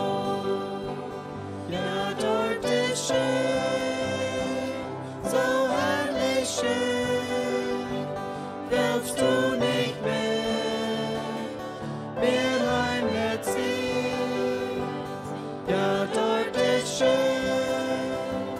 so herrlich schön, willst du nicht mehr, versuchst es herrlich, herrlich schön. Oben wandelt sich in Freud alles Leid. Oben frohe Seligkeit mit dem Herrn vereint. Echt doch keines Willen dort Seligkeit. Heute brennt im ewigen Ton, kommt zum Gnaden Thron.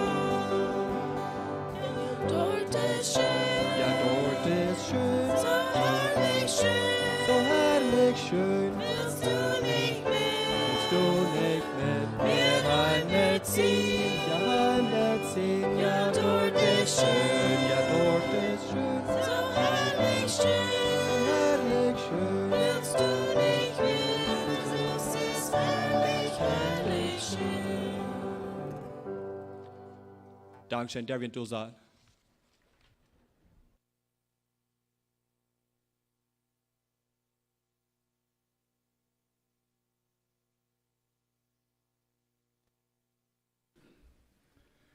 Ja, så dankjewel voor de leider aanleiding en zingen. En dan het laatste ook, dat je hebt de mout er niet. Want ik kijk wat we in verhoop gaan en just dat je hebt de mout. En ook dat woord Gottes, dankjewel voor dat Jake, voor dat het God zijn woord uit te pointen en te wijzen wat van de kracht in ons woont, wanneer we dat loten, wanneer hij yes.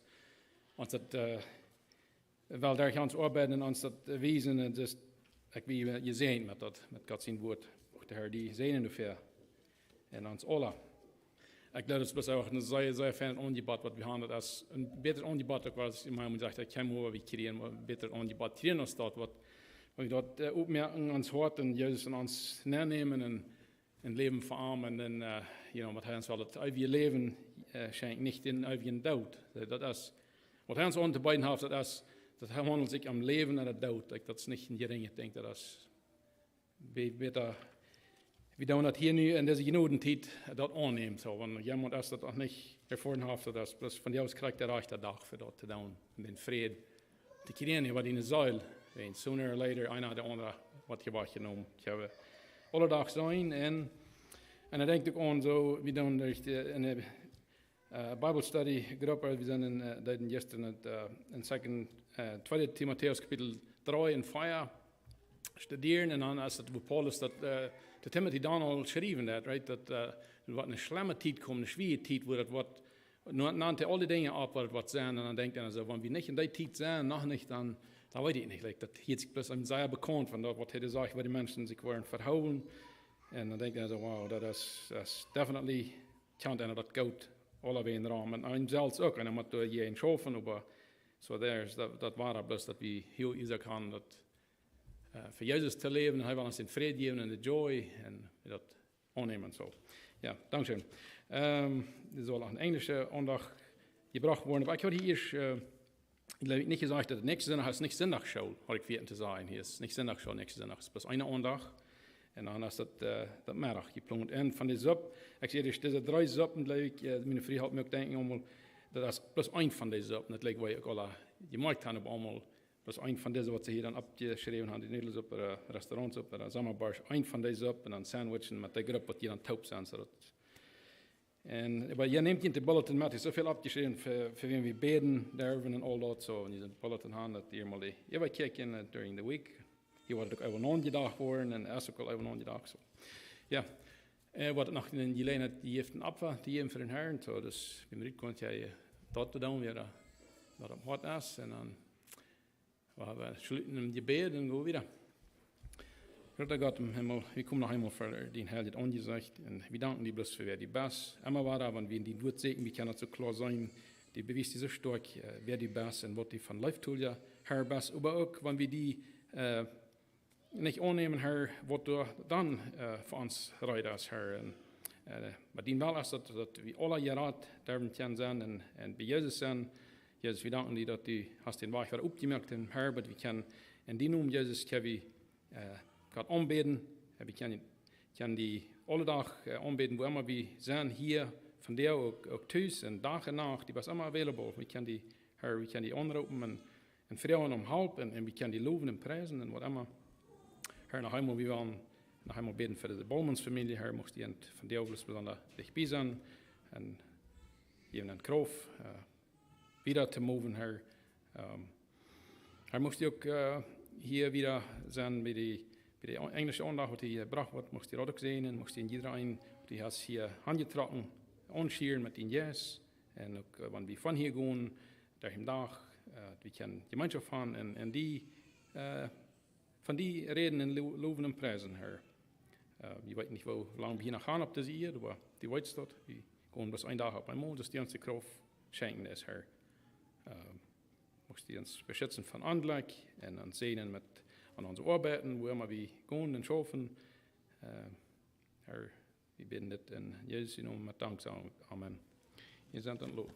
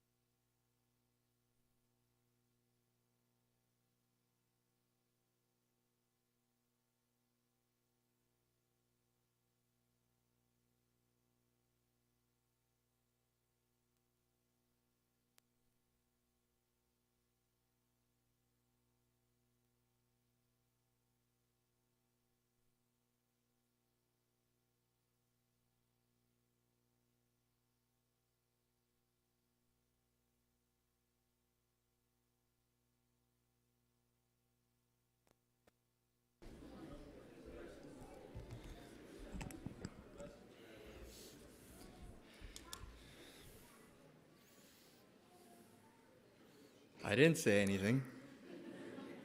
I'm surprised it quieted down that quick. Very often everybody's so wound up. But you know what's been nice? Having a little bit bigger gap between the services. It's been giving people that chance to just chit-chat a little bit and then ready for the service. Anyways, welcome here today. Excited to have you. We have a number of visitors. We have a lot of familiar faces. And so I just want to go a quick rundown on our facilities here. If you have nursing babies and that, there is a nursery in the back there. If you have children that are getting restless, we have room upstairs. There's a viewing screen. There's sound. And so you can take your little ones there. Just keep an eye on them. It is also a school room. So we don't want them just running around and getting into some of the school stuff. So keep them with you. But it is a place to go when your children get restless. Also in the gym, there's a bit more room for you to deal with some of the little ones. And bathroom facilities. So if you have any questions at any point, there is ushers in the back. Please make use of them. We have them there for that purpose. Make sense? So we got a number of things we want to touch over. So this Wednesday we have prayer meeting, young teens gathering, youth Bible study here at 7. And then ladies fellowship work night Thursday at 7. That's this Thursday. Next Sunday, we're going to have soup, sandwich, and tarts. So is there anybody here that does not know what that event is? Can you raise your hand? So most know? Okay, so some. So what it is, you kind of group up with 3 families. So you have one family will bring soup, one family will bring sandwiches, and one family will bring tarts. And then you just want to make sure you bring enough that would be enough to feed like that group style. And then later it's just like a potluck and everybody just kind of goes by. And there's 3 soups they have requested. Noodle soup, restaurant soup, and zamabarsh. And if you don't know what either of those are, talk to most people here know what those 3 soups are. And so that way, those seem to be the most common, the ones that people go for.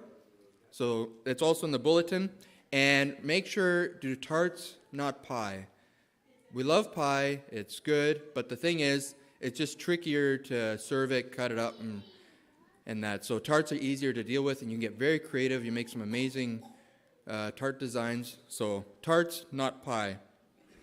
So there will be no Sunday school next Sunday. It's going to be a 10 o'clock service. There will be one service. So no Sunday school, no children's Sunday school, no adult Sunday school, no German service. It's just going to be a combined service, everybody here. And with the turnout, we might have to do lunch in about 2 phases. But with one service, there will be plenty of time to do that.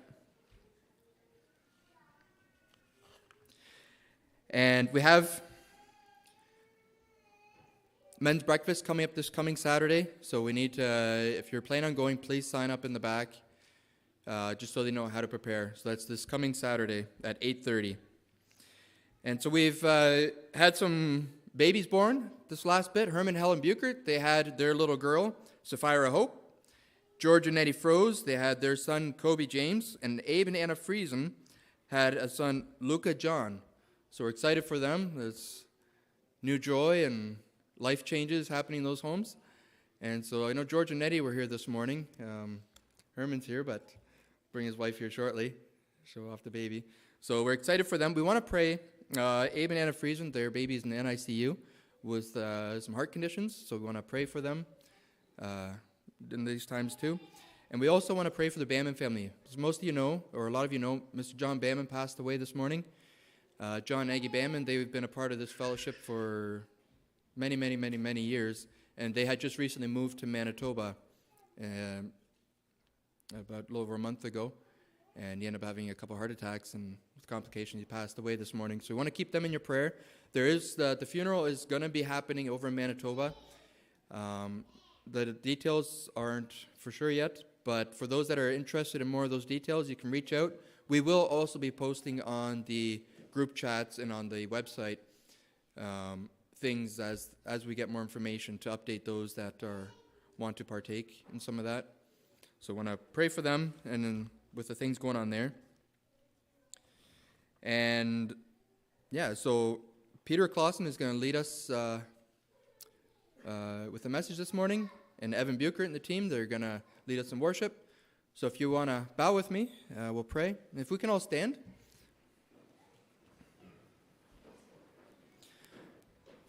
Father, we thank you for the privilege of gathering here this morning.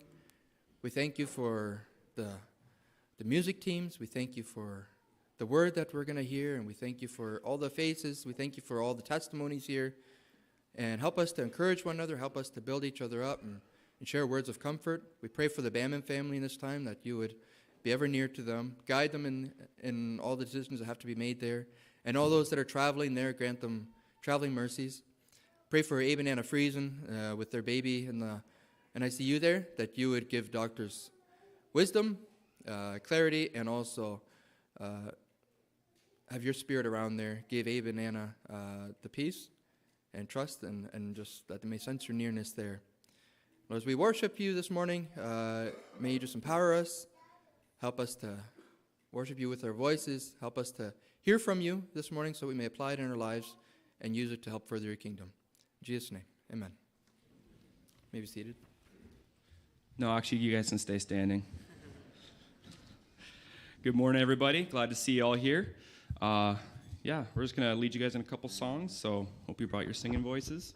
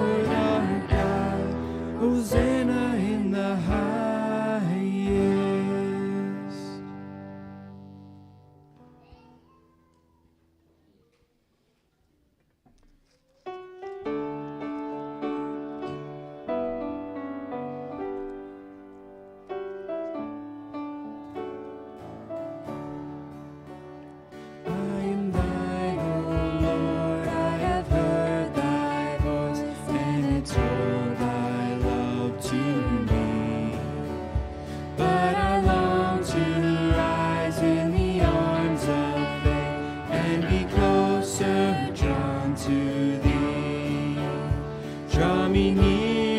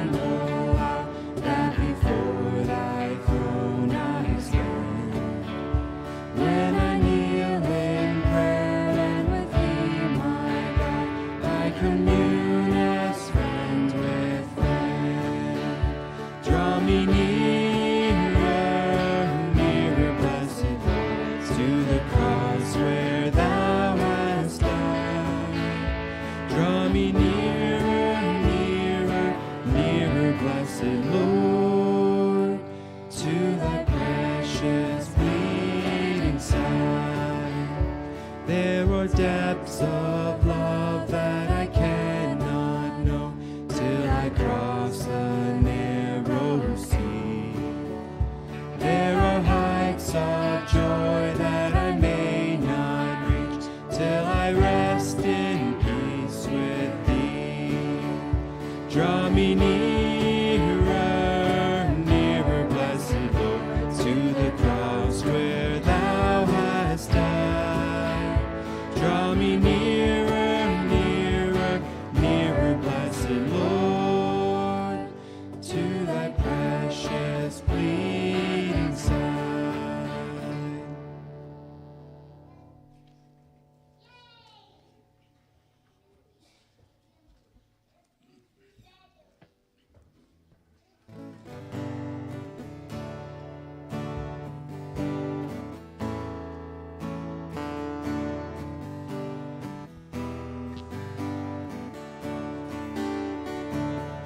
In Christ alone, my hope is found.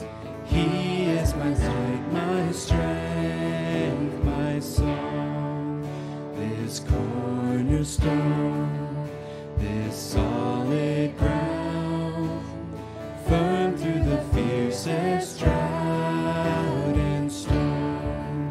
What heights of love, what depths of peace, when fears are stilled, when striving cease. My comforter, my all in all, here in the love of Christ I stand.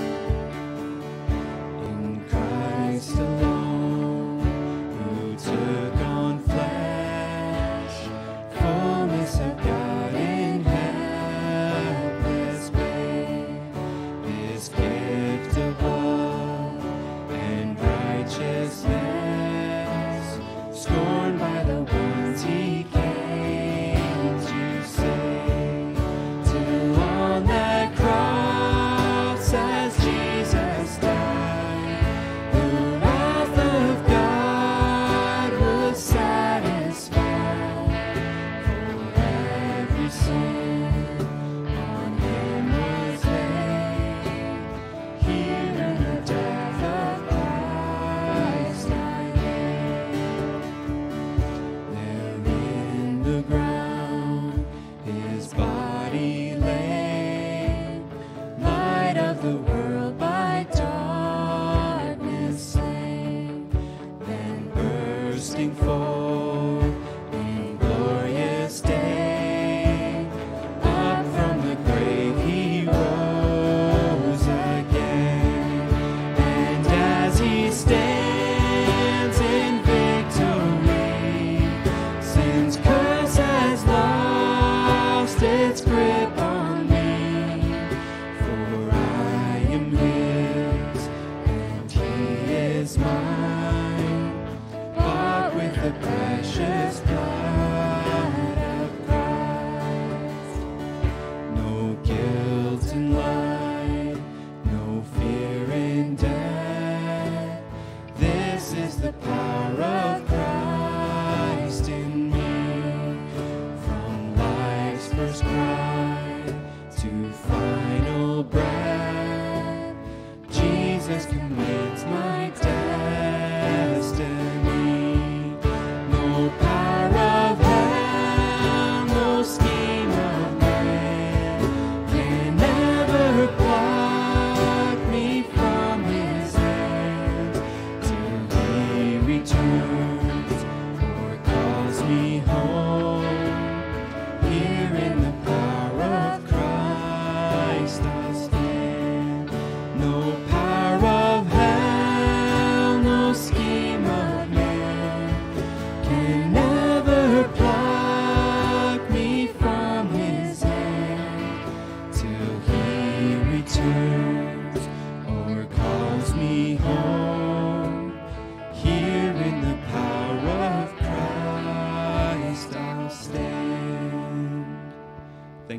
beautiful singing. You may be seated.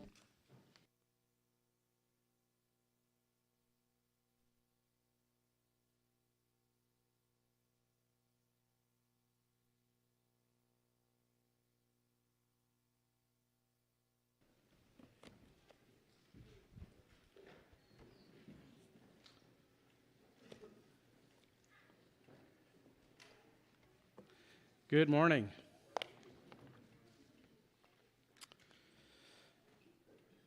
I was in my office this morning preparing kind of last minute details, and then I got the message from Joe Banman about his dad. First of all, he said he coded, they were working on him, and then a few minutes later he messaged and said he was gone. And I had to pause for a minute. It was almost, it was quite overwhelming. We know John and Aggie so well. They've been part of our church for so many years. And then knowing Joe so well, we've been very good friends for many years as well. And I asked him, what can I do? Is there anything that I can do that would help? And he said, man, it hurts. And it hurts for me too, because we knew him very well. And he was a big part of our church. He's been one of the longest standing members from Lighthouse, even when they were still at Houghton Center, and it's been a huge blessing to us as a family. Even John and my dad, they grew up together, so we're very well familiar with the whole family. And it was even though you know that the end of life is coming, especially if you've been dealing with things like heart attack, or like that he had dealt with a few, and things weren't looking good, so you're kind of expecting it, yet when the news comes, you're still like, there's a shock that kind of comes over you, and you don't really know which way to turn or what to think right away, because it hurts. And then I was thinking how much more even a message is needed, like God laid on my heart. And even when Jake was preaching the German message, it kind of coincided with the one that God laid on my heart for now, and to remain active in your faith, and if you're not active in your faith, to get active in your faith, because we know.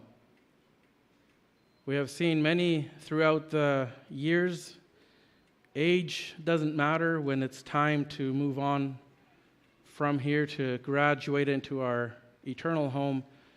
It doesn't matter what age you're at. When God says it's time, then you move on. And we need to be active while we're here. You know, the idea of our eternal home, salvation is offered up to us for free. We don't have to work for our salvation, but we do have to recognize that faith is an action word, that we need to be active in our faith. We read in Ephesians 2, verse 8 through 10, it says, "For by grace have you been saved through faith. It is not of your own doing, it is a gift of God, not a result of works, so that no one may boast." Nobody can say, guess what? God died for me. He sent his son for me because I'm so good, I got things figured out. And Scripture says it's not anything with that. You cannot say that God died for you, that Christ came and died for you because you were already so good. It says no work can attain that. There's nothing there good about you other than the part that you've accepted Christ. He says in verse 10, we are his workmanship. He made us. We are his workmanship, created in Christ Jesus for good works, which God has prepared beforehand that we should walk in them. Sometimes we think we play a part in this role where we fit in, where this great big cog of Christianity, where do we fit in? What is our role? And it hasn't as much to do with you as what God appoints you to do. Beforehand, he created good works for you to do. We are created for him, by him, so that we can minister to his people for his sake and for his glory, not our own.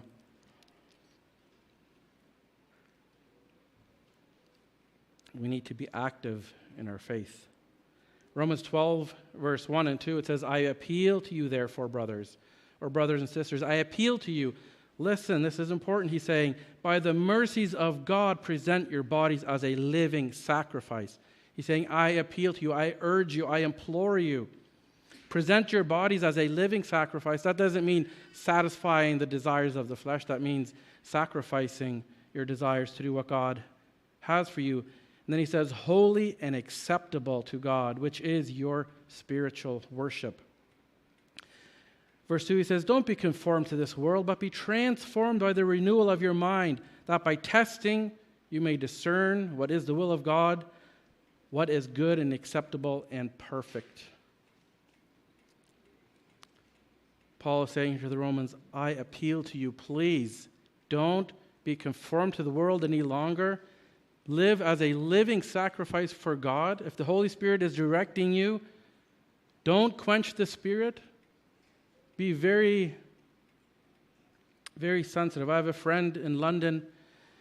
I had breakfast with him some time ago, and he said that in his church, he didn't have any official role. He was just kind of there, but he said God laid on his heart to serve in the area of being a friend to the pastor, to always make it his goal, his aim, to do things that would encourage him, that would make him feel energized, that people were caring, that he wasn't carrying the burden alone.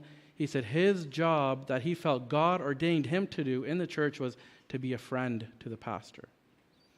Many of us have similar callings, maybe to be an encouragement to a friend, a brother or a sister who's going through a rough time.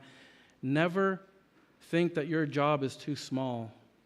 This gentleman, he did many other things outside of the church, but he was fine being completely without title, simply being obedient to that one thing that God called him to do, is just to be that friend. Do you ever look around, especially, we've been going through stuff the last 2 years, but even before that, there's all kinds of stuff going on as far as Christianity is concerned. Do you ever look around and think, you know what? I don't know if it's worth it. After all, I'm doing all these things that God wants me to do. I am trying to live the best possible life. And yet here I have a coworker who's completely living in defiance of God. And he's being blessed as much or more than I am. And I'm trying my best here, and this other person isn't at all, and they're being blessed the same. Maybe you get thoughts like, maybe I should just go back to my old life then. If the blessings are the same, if he's getting as much or more than I am, and he's living for himself, satisfying his flesh, never doing what God would have him do, and yet being blessed still the same. I don't know if I'm the only one that has ever had that thought. Years ago, there was a time where I was thinking, what's the point? What are we even doing? Is God even real? Sometimes when you allow this slow fade, and it is a very slow fade. Maybe you're familiar with the song by the Casting Crowns. They say it's a slow fade. When you start having these doubts, when you start not knowing for sure, when you're not sensitive to the Holy Spirit, you're not trying to listen, and all of a sudden you catch yourself doubting. You're saying, I'm not sure if it's worth it. Maybe I can just go back to what I was doing. It starts off by the little things. When you're not spending time in the Word of God, He's talking to you through His Word. Spending time in prayer where you're communicating, where you're getting confirmations from Him. It starts off slowly, and then when you stop with one, then it kind of trickles down, and all of a sudden you find yourself thinking, I'm not even sure if going to church is even important. Should we even be going? Is it even a big deal? Like, what's the point? And if you're having thoughts like that, we're going to go into the book, the Gospel of John, into the last chapter there, chapter 21. I'm going to read some verses there because if you've ever had thoughts like this, should I say you're in good company or in bad company? Because there's many people that have had similar thoughts and similar questions. Even the apostles that were with Jesus, they were sometimes not sure either. If you look in John chapter 21, verse 3, it says, Simon Peter said to them, I'm going fishing. After all, this is where he used to be. He was a fisherman by trade. He enjoyed fishing, was how he made his livelihood, and it was good. Now that Jesus was gone, he's looking around saying, well, what now? The guy we were following, the master, he's gone. He says, I'm going fishing. back to what I used to do, back to what I know, something that was comfortable, something that felt good, something that felt normal. And then they said to him, the other apostles, the other disciples there, they said, "We will go with you." Then they went out into the boat, but that night they caught nothing. Just as day was breaking, Jesus stood on the shore, yet the disciples did not know that it was Jesus. Jesus said to them, "Children, do you have any fish?" They answered him, "No." And he said something to them that triggers their mind to think who this person is standing on the shore that they hadn't recognized. He says, "Cast your net on the right side of the boat and you will find some." So they cast it, and now they were not able to haul it in because of the quantity of fish. If you go back into Luke chapter 5, we won't go there now, but that's where Jesus' first encounter, he's telling Peter, I believe it's Luke chapter 5. You can double check it if you'd like, but Luke chapter 5, I believe he's saying to Peter, "Hey, have you caught any fish?" And he says, "No." He goes, "Well, let's go back out and catch some fish." And Peter says, "It's the middle of the day. It's too hot for fishing." He goes, "No, just let's go out and cast your net." And when he casts his net, he gets a lot of fish there. And then he recognizes that there's something special about this man who's telling him to cast his net. And then Peter says, "Get away from me, Lord, I'm a sinner." And Jesus says something very special to him there. He says, "You're a fisherman. You've been catching fish, but guess what I'm going to make out of you? A fisher of men." So now when after Jesus is gone again, they're fishing again. And Jesus says again, "Cast your net on the right side."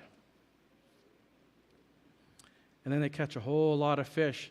And then that disciple whom Jesus loved, and this is the Apostle John, whom Jesus loved, therefore said to Peter, "It is the Lord." He recognizes, because when that first event happened, James and John and Peter and Andrew were all there. He says, "It is the Lord." When Simon Peter heard that it was the Lord, he put on his outer garment, for he was stripped for work. He threw himself into the sea. Classic Peter again. He's always jumping the gun, right? He says, "Oh, if that's Jesus, I'm jumping in." He didn't wait to get to shore. He said, "I'm going to swim. I'm going to get there first." The other disciples came in the boat dragging the net full of fish, for they were not far from land, but about 100 yards off. When they got out onto land, they saw a charcoal fire in place with fish laid out on it and bread. Jesus said to them, "Bring some of the fish that you have just caught." Simon Peter went aboard, hauled the net ashore full of fish, about 153 of them, and although there were so many, the net was not torn. Jesus said to them, "Come, have breakfast." Now none of them dared to ask, "Who are you?" They knew it was the Lord. Jesus came and took the bread, gave it to them, and so with the fish. This was now the third time that Jesus revealed to the disciples after he was raised from the dead. Sometimes, maybe we feel like the disciples here. I'm going fishing, or I'm going back to what I used to do. I'm going back to what I know. Maybe you've been spending years trying to serve God in whatever capacity that may be, and you're feeling burdened, overloaded, and you're thinking, what's the reward for this anyways? Maybe I should just go back. Before Jesus called you out of what you were doing. Sometimes, like the disciples here, they were trying to feed themselves. And feeding yourselves in the Word of God is good, but here they were trying to get their own source of food, their own source of encouragement, and they were forgetting about what Christ had been teaching them. They were forgetting where their strength and encouragement and motivation was coming from. Sometimes we need a friend, like John there to Peter. He said, "Hey, don't you recognize it? That's the Lord. That's Jesus standing on the shore. Can't you see?" And then when Peter looks up, he says, "You're right. I'm going to jump in." Before he has time to think about how close they are to shore anyways. Sometimes we need to stop what we're doing so that we can listen and hear what his voice is telling us. Sometimes we need to listen to him say, you're trying to feed yourself with junk and it's not nourishing your body, it's not nourishing your spiritual walk. Cast your net on the right side. Don't try to feed yourself with things that you think may be good for you. I have what you need. Cast your net on the right side.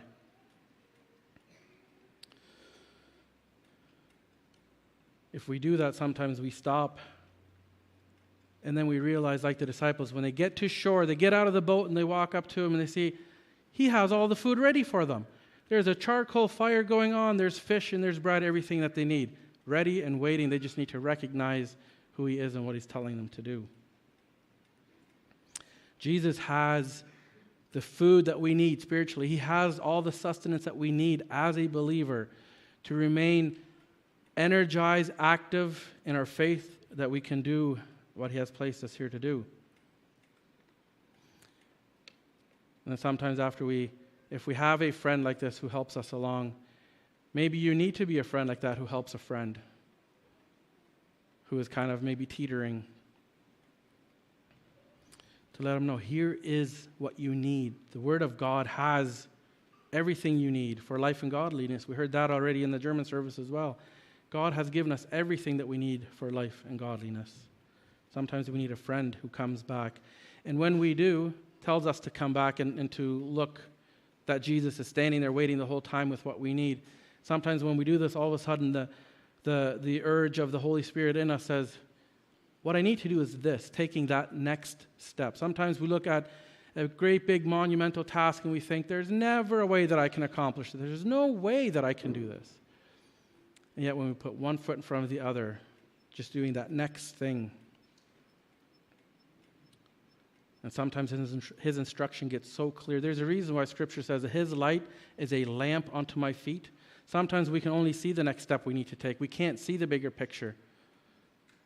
Sometimes we can't see the bends and twists in the road, and we can't see all the hills and valleys we're going to encounter. But if we are true to his word will guide us step by step where we need to go. Going on there in verse 15, it says, when they had finished breakfast, Jesus said to Simon Peter, it says, Simon, son of John, do you love me more than these? He said, yes, Lord, you know that I love you. He said to him, feed my lambs.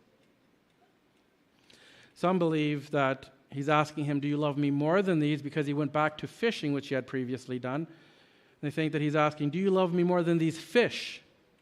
Because you went back to fishing. I had called you to be fishers of men. You went back to fishing.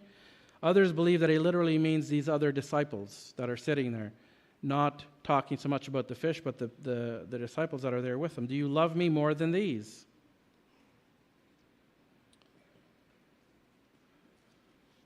Remember, Peter's the one who said to Jesus before he got crucified, he said, though everybody leaves, I will not leave. I will die with you. Excuse me. He says, I would rather die with you than leave you. And Jesus is saying, do you love me more than these? He says, yes, Lord. Then feed my lambs. And he says to him again in verse 16, a second time, Simon, son of John, do you love me? He said, yes, Lord, you know that I love you. He said to him, tend my sheep. He said to him a third time, Simon, son of John, do you love me? Peter was grieved because he said to him a third time, do you love me? And he said to him, Lord, you know everything. You know that I love you. Jesus said, feed my sheep. What are you doing fishing? What are you doing going back into your old habits, your old things that you were doing before Jesus called you to be one of his disciples, before he gave you a job to do for his kingdom's sake? What are you doing going back there? He says, feed my sheep.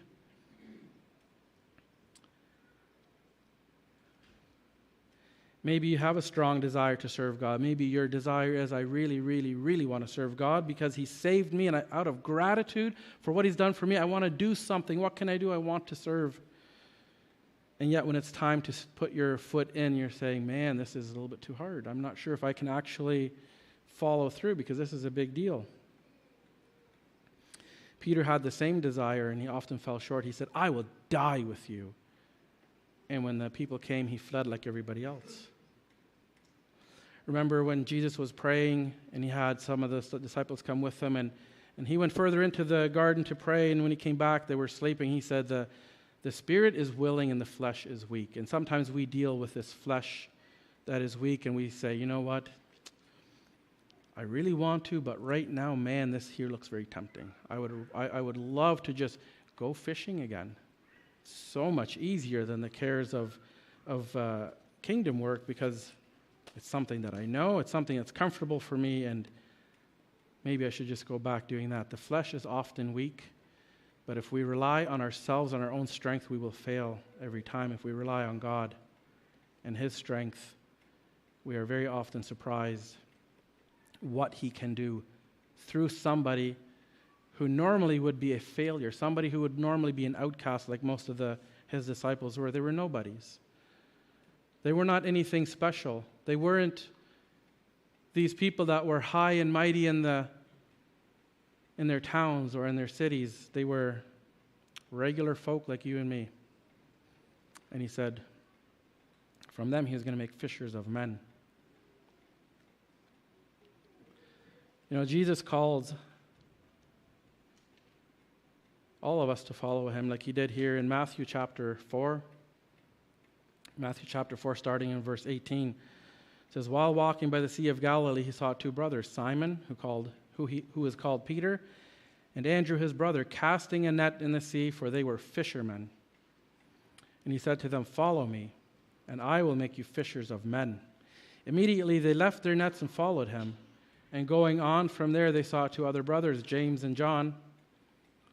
James, the son of Zebedee, and John, his brother, in the boat with Zebedee, their father, mending their nets, and He called to them. Immediately, they left the boat and their father and followed Him. These men were about their regular business. They were working, they were doing a good thing, they were tending to their families, making sure they would have something to eat, they would have a livelihood. And then when Jesus said, come, follow me, so they didn't have the advantage that you and I do. We have all these books of the Bible open to us. We can read them and say, obviously Jesus is calling, look what He did in this case and the other. And then you can go through all of Scripture and say, this is how He calls people.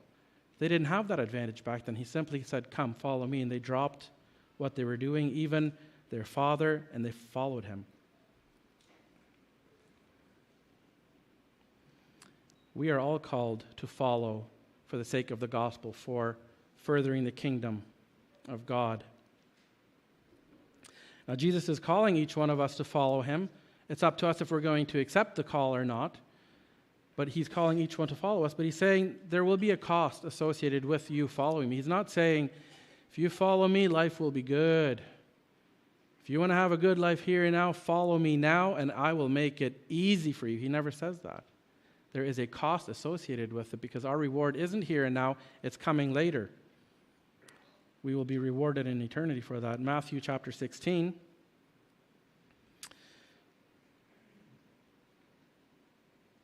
Starting verse 24.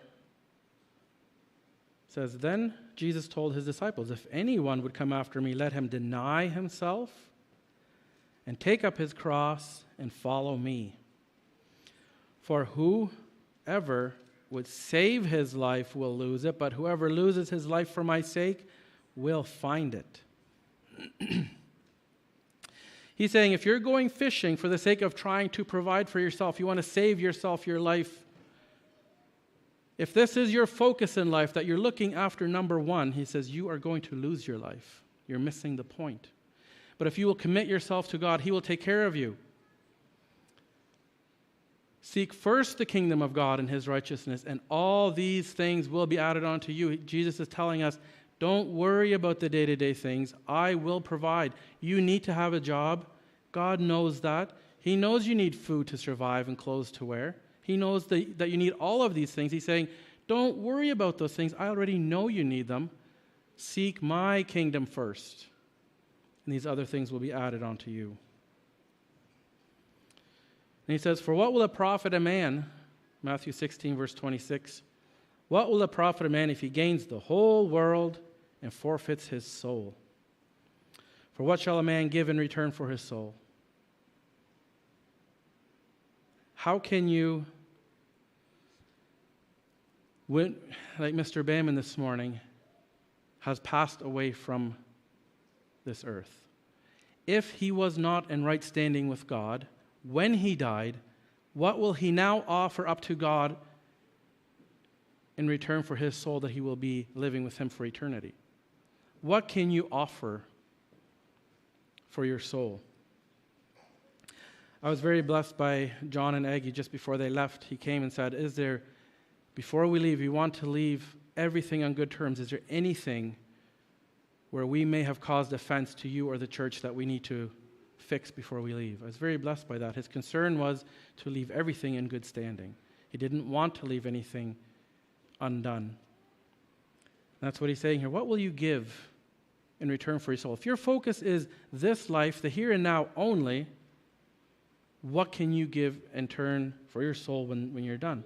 It says, for the Son of Man is going to come with his angels in the glory of his Father. And then he will repay each person according to what he has done. This life may not be easy. Maybe God is blessing you tremendously and you're serving him well. That's very good. You may not have hardships like others do. Many of you may have intense hardships. But when Jesus comes back to this earth, in the glory of his Father, he says, I will repay each one for what they have done.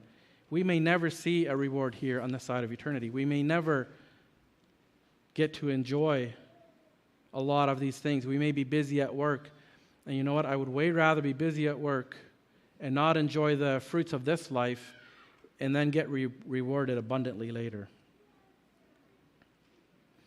Sometimes we count the cost and say, I'm not sure if I'm willing to give up this part of my life in order to serve God. I'm not sure if I'm completely willing. You're looking at the cost and saying, there's going to be a few of my friends that are probably going to call me a Jesus freak or a Bible thumper or whatever religious term you want to use, that I'm for sure going to be ridiculed in some way for being totally sold out. There will be consequences for these things. There will be huge rewards later. Consequences, I mean, there may be people that will leave you as a friend. There may be family members that would like to disown you. There may be things that you will face that would not be comfortable the here and now, but the reward later on far, far outweighs the things we'll be going through here now. There's a young rich ruler, Mark chapter 10. By all accounts, this guy was a great guy. He was doing his best to be as good as humanly possible. He comes to Jesus and his disciples. He says, hey, what should I do to inherit eternal life? How can I attain salvation? How can I be on the road to heaven? How can I be sure that I have salvation? How can I do it? I want this. Jesus says, well, you have the commandments. He says, yeah, but which ones are you talking about? And he lists a few. He says, I've done all of this. I'm not lacking there. I've done all these things. What else should I do? He's really a good guy, one of those guys that does everything right. And he was lacking this one thing. He says, what lack I yet? Jesus answers him in verse 21, Mark chapter 10. Jesus looked at him and loved him and said to him, you lack one thing. Go sell all that you have, give to the poor, and you will have treasure in heaven, and come follow me. He was not sold out to the cause. He was not willing, at least not at this point in his life, because the next verse says, he turned around and walked away, and he was sorrowful because he did not want to give up the pleasures of this world that he had. When you are fully committed to Christ, you are sold out for him.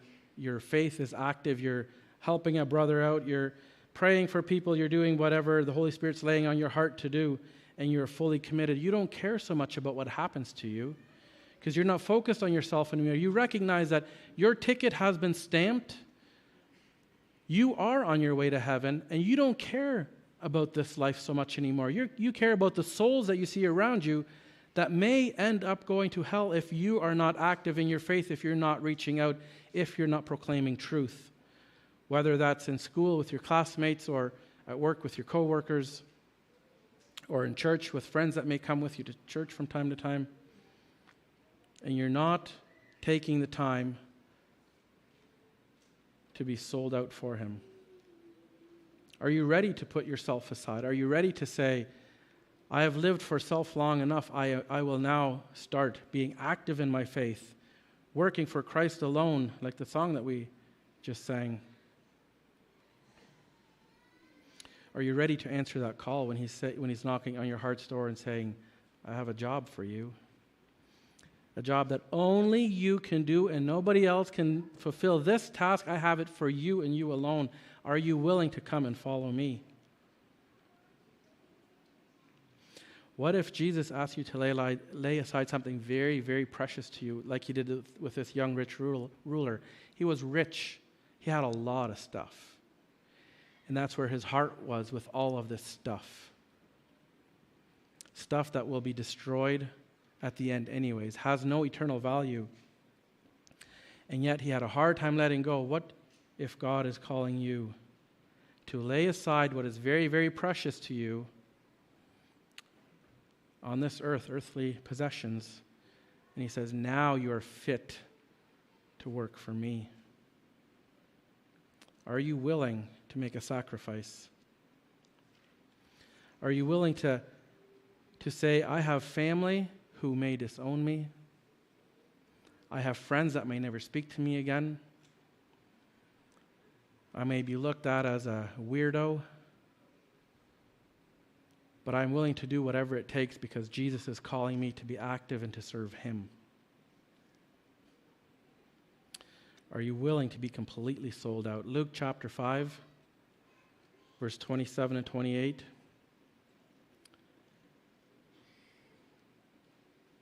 Matthew, or Levi, the tax collector. Verse 27 says, after this he went out and saw a tax collector named Levi, which is also Matthew, sitting at the tax booth, and he said to him, follow me. And leaving everything, he rose and followed him. There was no second guessing. There was no time for him to say, I'm not sure, because a tax collector in those days, they were ordered to exact a certain amount of taxes, and whatever they could get over and above, they pocketed. Most of them were incredibly crooked and were in it for themselves. So he would have made a pretty healthy amount of money for himself doing this. And Jesus sees him sitting there and says, hey, I've got a job for you. Come follow me. He leaves whatever he has, gets up, and he follows. He doesn't care what the cost will be. But there's an amazing thing that happens if you're sold out for Christ, if you're sold out to this job that he has for you, if you're willing to put your foot in there. He says he will never leave you in darkness. John 8 verse 12 says, again Jesus spoke to them saying, I am the light of the world. Whoever follows me will not walk in darkness, but have the light of life. You're not going to be confused about the job that he has for you. If you are obedient to the calling of the Holy Spirit, when he says, here's what I want you to do, and you're sold out to him, he's not going to say, I might want you to dip your foot back in the old swimming hole again from time to time. I may have a job for you, sort of, kind of, maybe. If you're sold out to him and you're willing to sacrifice, he will make it very clear. You will not be walking in darkness, but in the light of this world. Going back to John chapter 21, right after Jesus is done saying to Peter, feed my sheep, tend to my sheep, feed my lambs. There's a job for you to do, Peter. What are you doing fishing? You're supposed to be here tending my sheep. And then after Jesus is done telling him exactly what his job is, being very specific, 3 times he tells him. And then in verse 18 he says, truly, truly I say to you, when you were young, you used to dress yourself and walk wherever you wanted. But when you are old, You will stretch out your hands, and another will dress you, and carry you where you do not want to go. Verse 19, he says, This he said, by what kind of death he would glorify God. And after saying this, he said to him, Follow me. He's saying, your sacrifice, what you were going to be doing for me, feeding my sheep, tending my sheep, feeding my lambs, he says, all these things, you know what your reward here will be? They're going to kill you for it. You will die for serving me. At the end of his life, he says, he was telling him this so that he would know, or to show what kind of death he would have to glorify God. He says, oh, you are going to do a lot of things, Peter. He goes, and then they're going to kill you. Isn't it great? Follow me. Your life, first of all, will be in service to me, and your death will glorify God. I can just picture the scene, and he's saying, isn't it great? Your life is so precious. You're going to serve me, first of all. You're going to have all this time to feed my sheep, and yet when you die, even that will glorify God. And sometimes we worry about going fishing. We try to dip our toe back in the old pool where we used to hang. He says, no, you're going to be busy. And when you die, it's going to glorify me. He says, follow me. It's just done telling him what he needed to do, what was going to happen to him. And he says, follow me. This is great. Let's go. Let's get busy. Verse 20, Peter turned and saw the disciple whom Jesus loved following him. He's talking about John here, the author of this book, the Gospel of John. Peter turned and saw the disciple whom Jesus loved following them, the one who also had leaned back against him during the supper and had said, Lord, who is it that is going to betray you? When Peter saw him, he said to Jesus, Lord, what about him? You've told me what I need to do, and, maybe I'm reluctant, maybe not. Maybe he was willing to dive in head first again like he normally was, but then he gets distracted. He says, what about this guy? Here's Jesus and Peter walking along the shore of the lake, and okay, you've told me all these things, and this is great, but what about him? Worried again about what the next guy was going to do rather than just getting busy being at work. Verse 22, Jesus said to him, if it is my will that he remains until I come, what is that to you? You follow me. He's saying, Peter, mind your own business. What I have for him, I'll tell him. It doesn't concern you.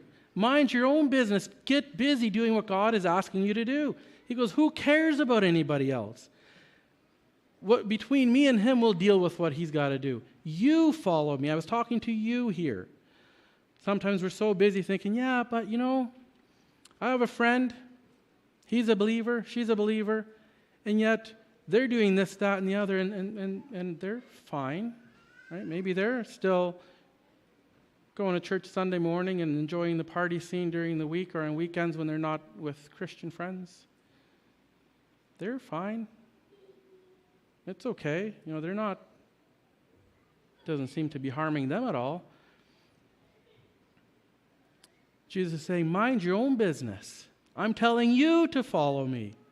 What the next guy is doing doesn't concern you at all.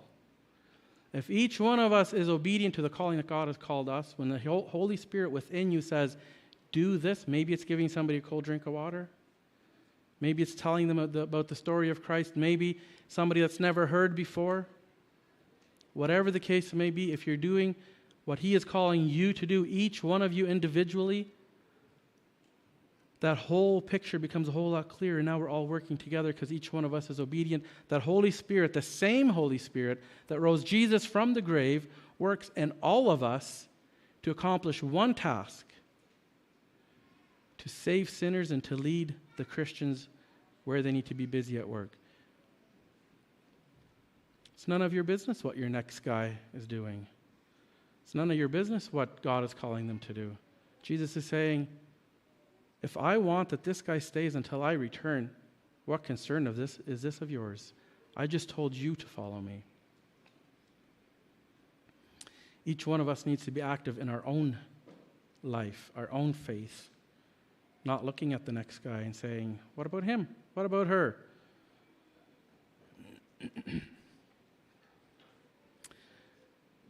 Verse 23 says, so the saying spread abroad among the brothers that this disciple would not die. Yet Jesus did not say to him that he was not going to die, but if it is my will that he remain until I come back, what is that to you? This might even be referring to when John was on the Isle of Patmos and he was isolated there, and then Jesus visits him with the Revelation, and when he wrote down the whole book of Revelation there, that may even be referring to that. I don't know. Seems like could be some merit to that, but he's saying, why are you always concerned about what the next guy's doing and you're forgetting to be active in the job that I've given you to do? He says, you may suffer things. Isn't that great for the sake of God, for His glory? It's a great day when you have to suffer something for the kingdom of God's sake, because you will get your reward. Not here and now, but when Christ returns. You know, this is for each individual, not just those that are here, but anybody that's walking and breathing.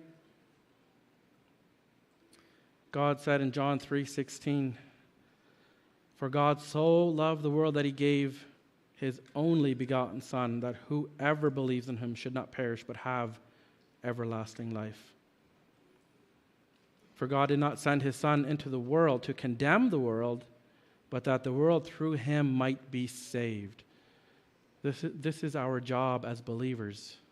Our focus needs to be on furthering the gospel,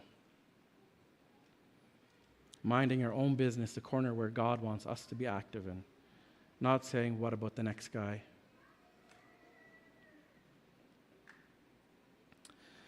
Even after the service, if you're not sure exactly if you're saved, maybe you think you are, but you'd like confirmation, or maybe this is brand new to you and you're thinking, what does it even mean?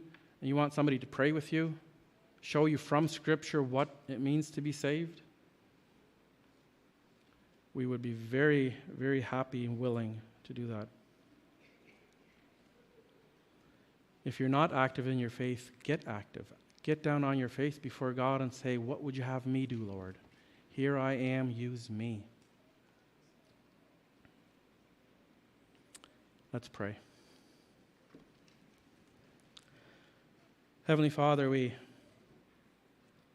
come before your throne of grace and we want to recognize you for who you are, the one true God that lives, the God Almighty that created heaven and earth, that created people in His own image, that you created male and female in your own image, that you created us with a job to do, and that you've made it clear in your word what that job is, and that you've told us that you have sent a helper, that we don't even have to try to figure it out on our own, but that you have sent a helper, your Holy Spirit, to lead and guide us. We thank you for that, Lord. And I just pray that if there's anybody here, Lord, would you press it on their heart to stay back if they need clarification, if they need confirmation, or if they simply have had a run of bad luck or bad things going on and they would just like somebody to pray. Would you give them the courage to do that so that we could help them on their way, that we could help encourage them as they get active or remain active for you, that they would be able to do that with full assurance and full courage and joy and energy from you. So, Father, I just pray, even again for John and Aggie Bamman. We know John has gone home to be with you. Father, we just pray that you would be with Aggie and Junior, Joe, Matthew, and Yolanda and their families. Would you wrap your arms around them, Lord? Would you comfort them like only you can? Would you give them peace, Lord, knowing that you are in control, that you know what you're doing and your timing is perfect. Would you shelter them all under your blood, under your arms? And even, Lord, as we wrap up this time here, would you impress upon each one of our hearts by your Holy Spirit what you would have us do?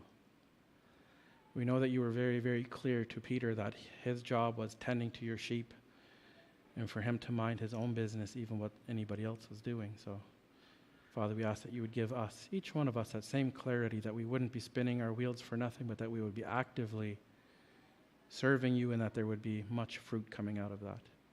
So we thank you, Lord, for this time and for your word. We pray that you would bless each one in Jesus' name. Amen.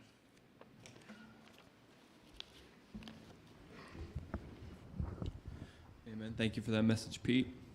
We're going to get you guys to stand as we sing one more song.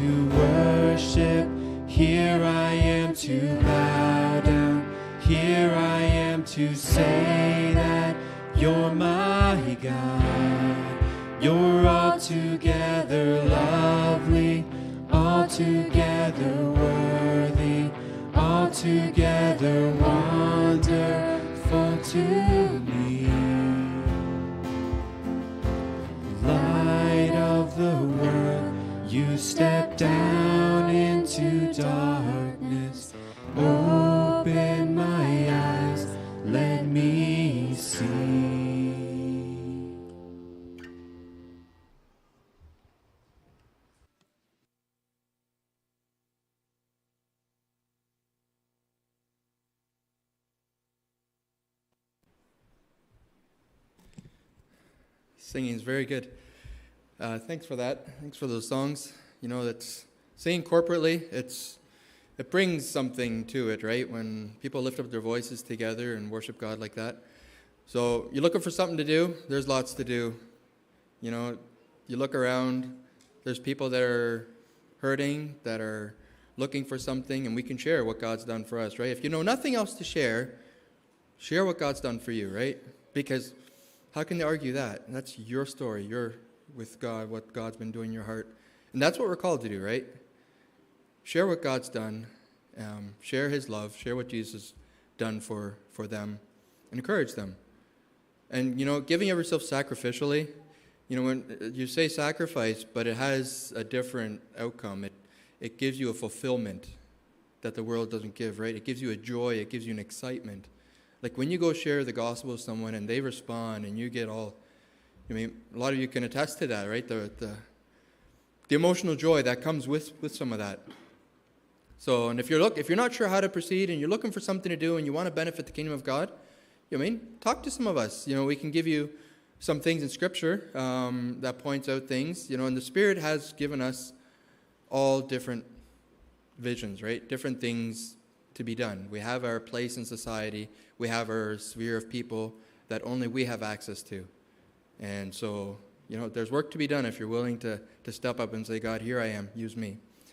So there is 4 books in the back from the Bible study course we've been going through. If anybody's interested in those, they are free to be had to use. So if you want more information on that, feel free to talk to me or talk to one of the ushers. They are in the back. There's 4 of them still to be had. We've been using them. Most of the church has been involved in the Bible study and using that as a bit of a reference. And if you want to use it for your own personal study, you're welcome to avail yourself to them. And so just a reminder, 10 o'clock service next Sunday. So just one service, soup, sandwich, and tarts. And if you don't have a group or you never paired up with anyone, bring sandwiches. Sandwiches is always the one that we can use more of. And then, let's bow, close with a word of prayer, and then. Father, we thank you for your goodness. We thank you for your word. We thank you for the challenge, the encouragement. And I pray for each one here that you would guide them, that you reveal yourself to them, show them what you have for them to do, help them, empower them to fulfill this work, and that your name would be lifted up, that your church would be built up, and that it would grow, and that we would take as many in as we can for you, Lord. And we thank you for the privilege again of this gathering here, and may you just go with each one from here. In Jesus' name, amen. Keep me true, Lord Jesus, keep me true. Keep me true, Lord Jesus, keep me true. There's a race that I must run, there's a victory to be won. Give me power every hour to be true. God bless you. I did forget to mention about the offering. You know, there will be ushers for those that want to give that way by the exits there. Thank you.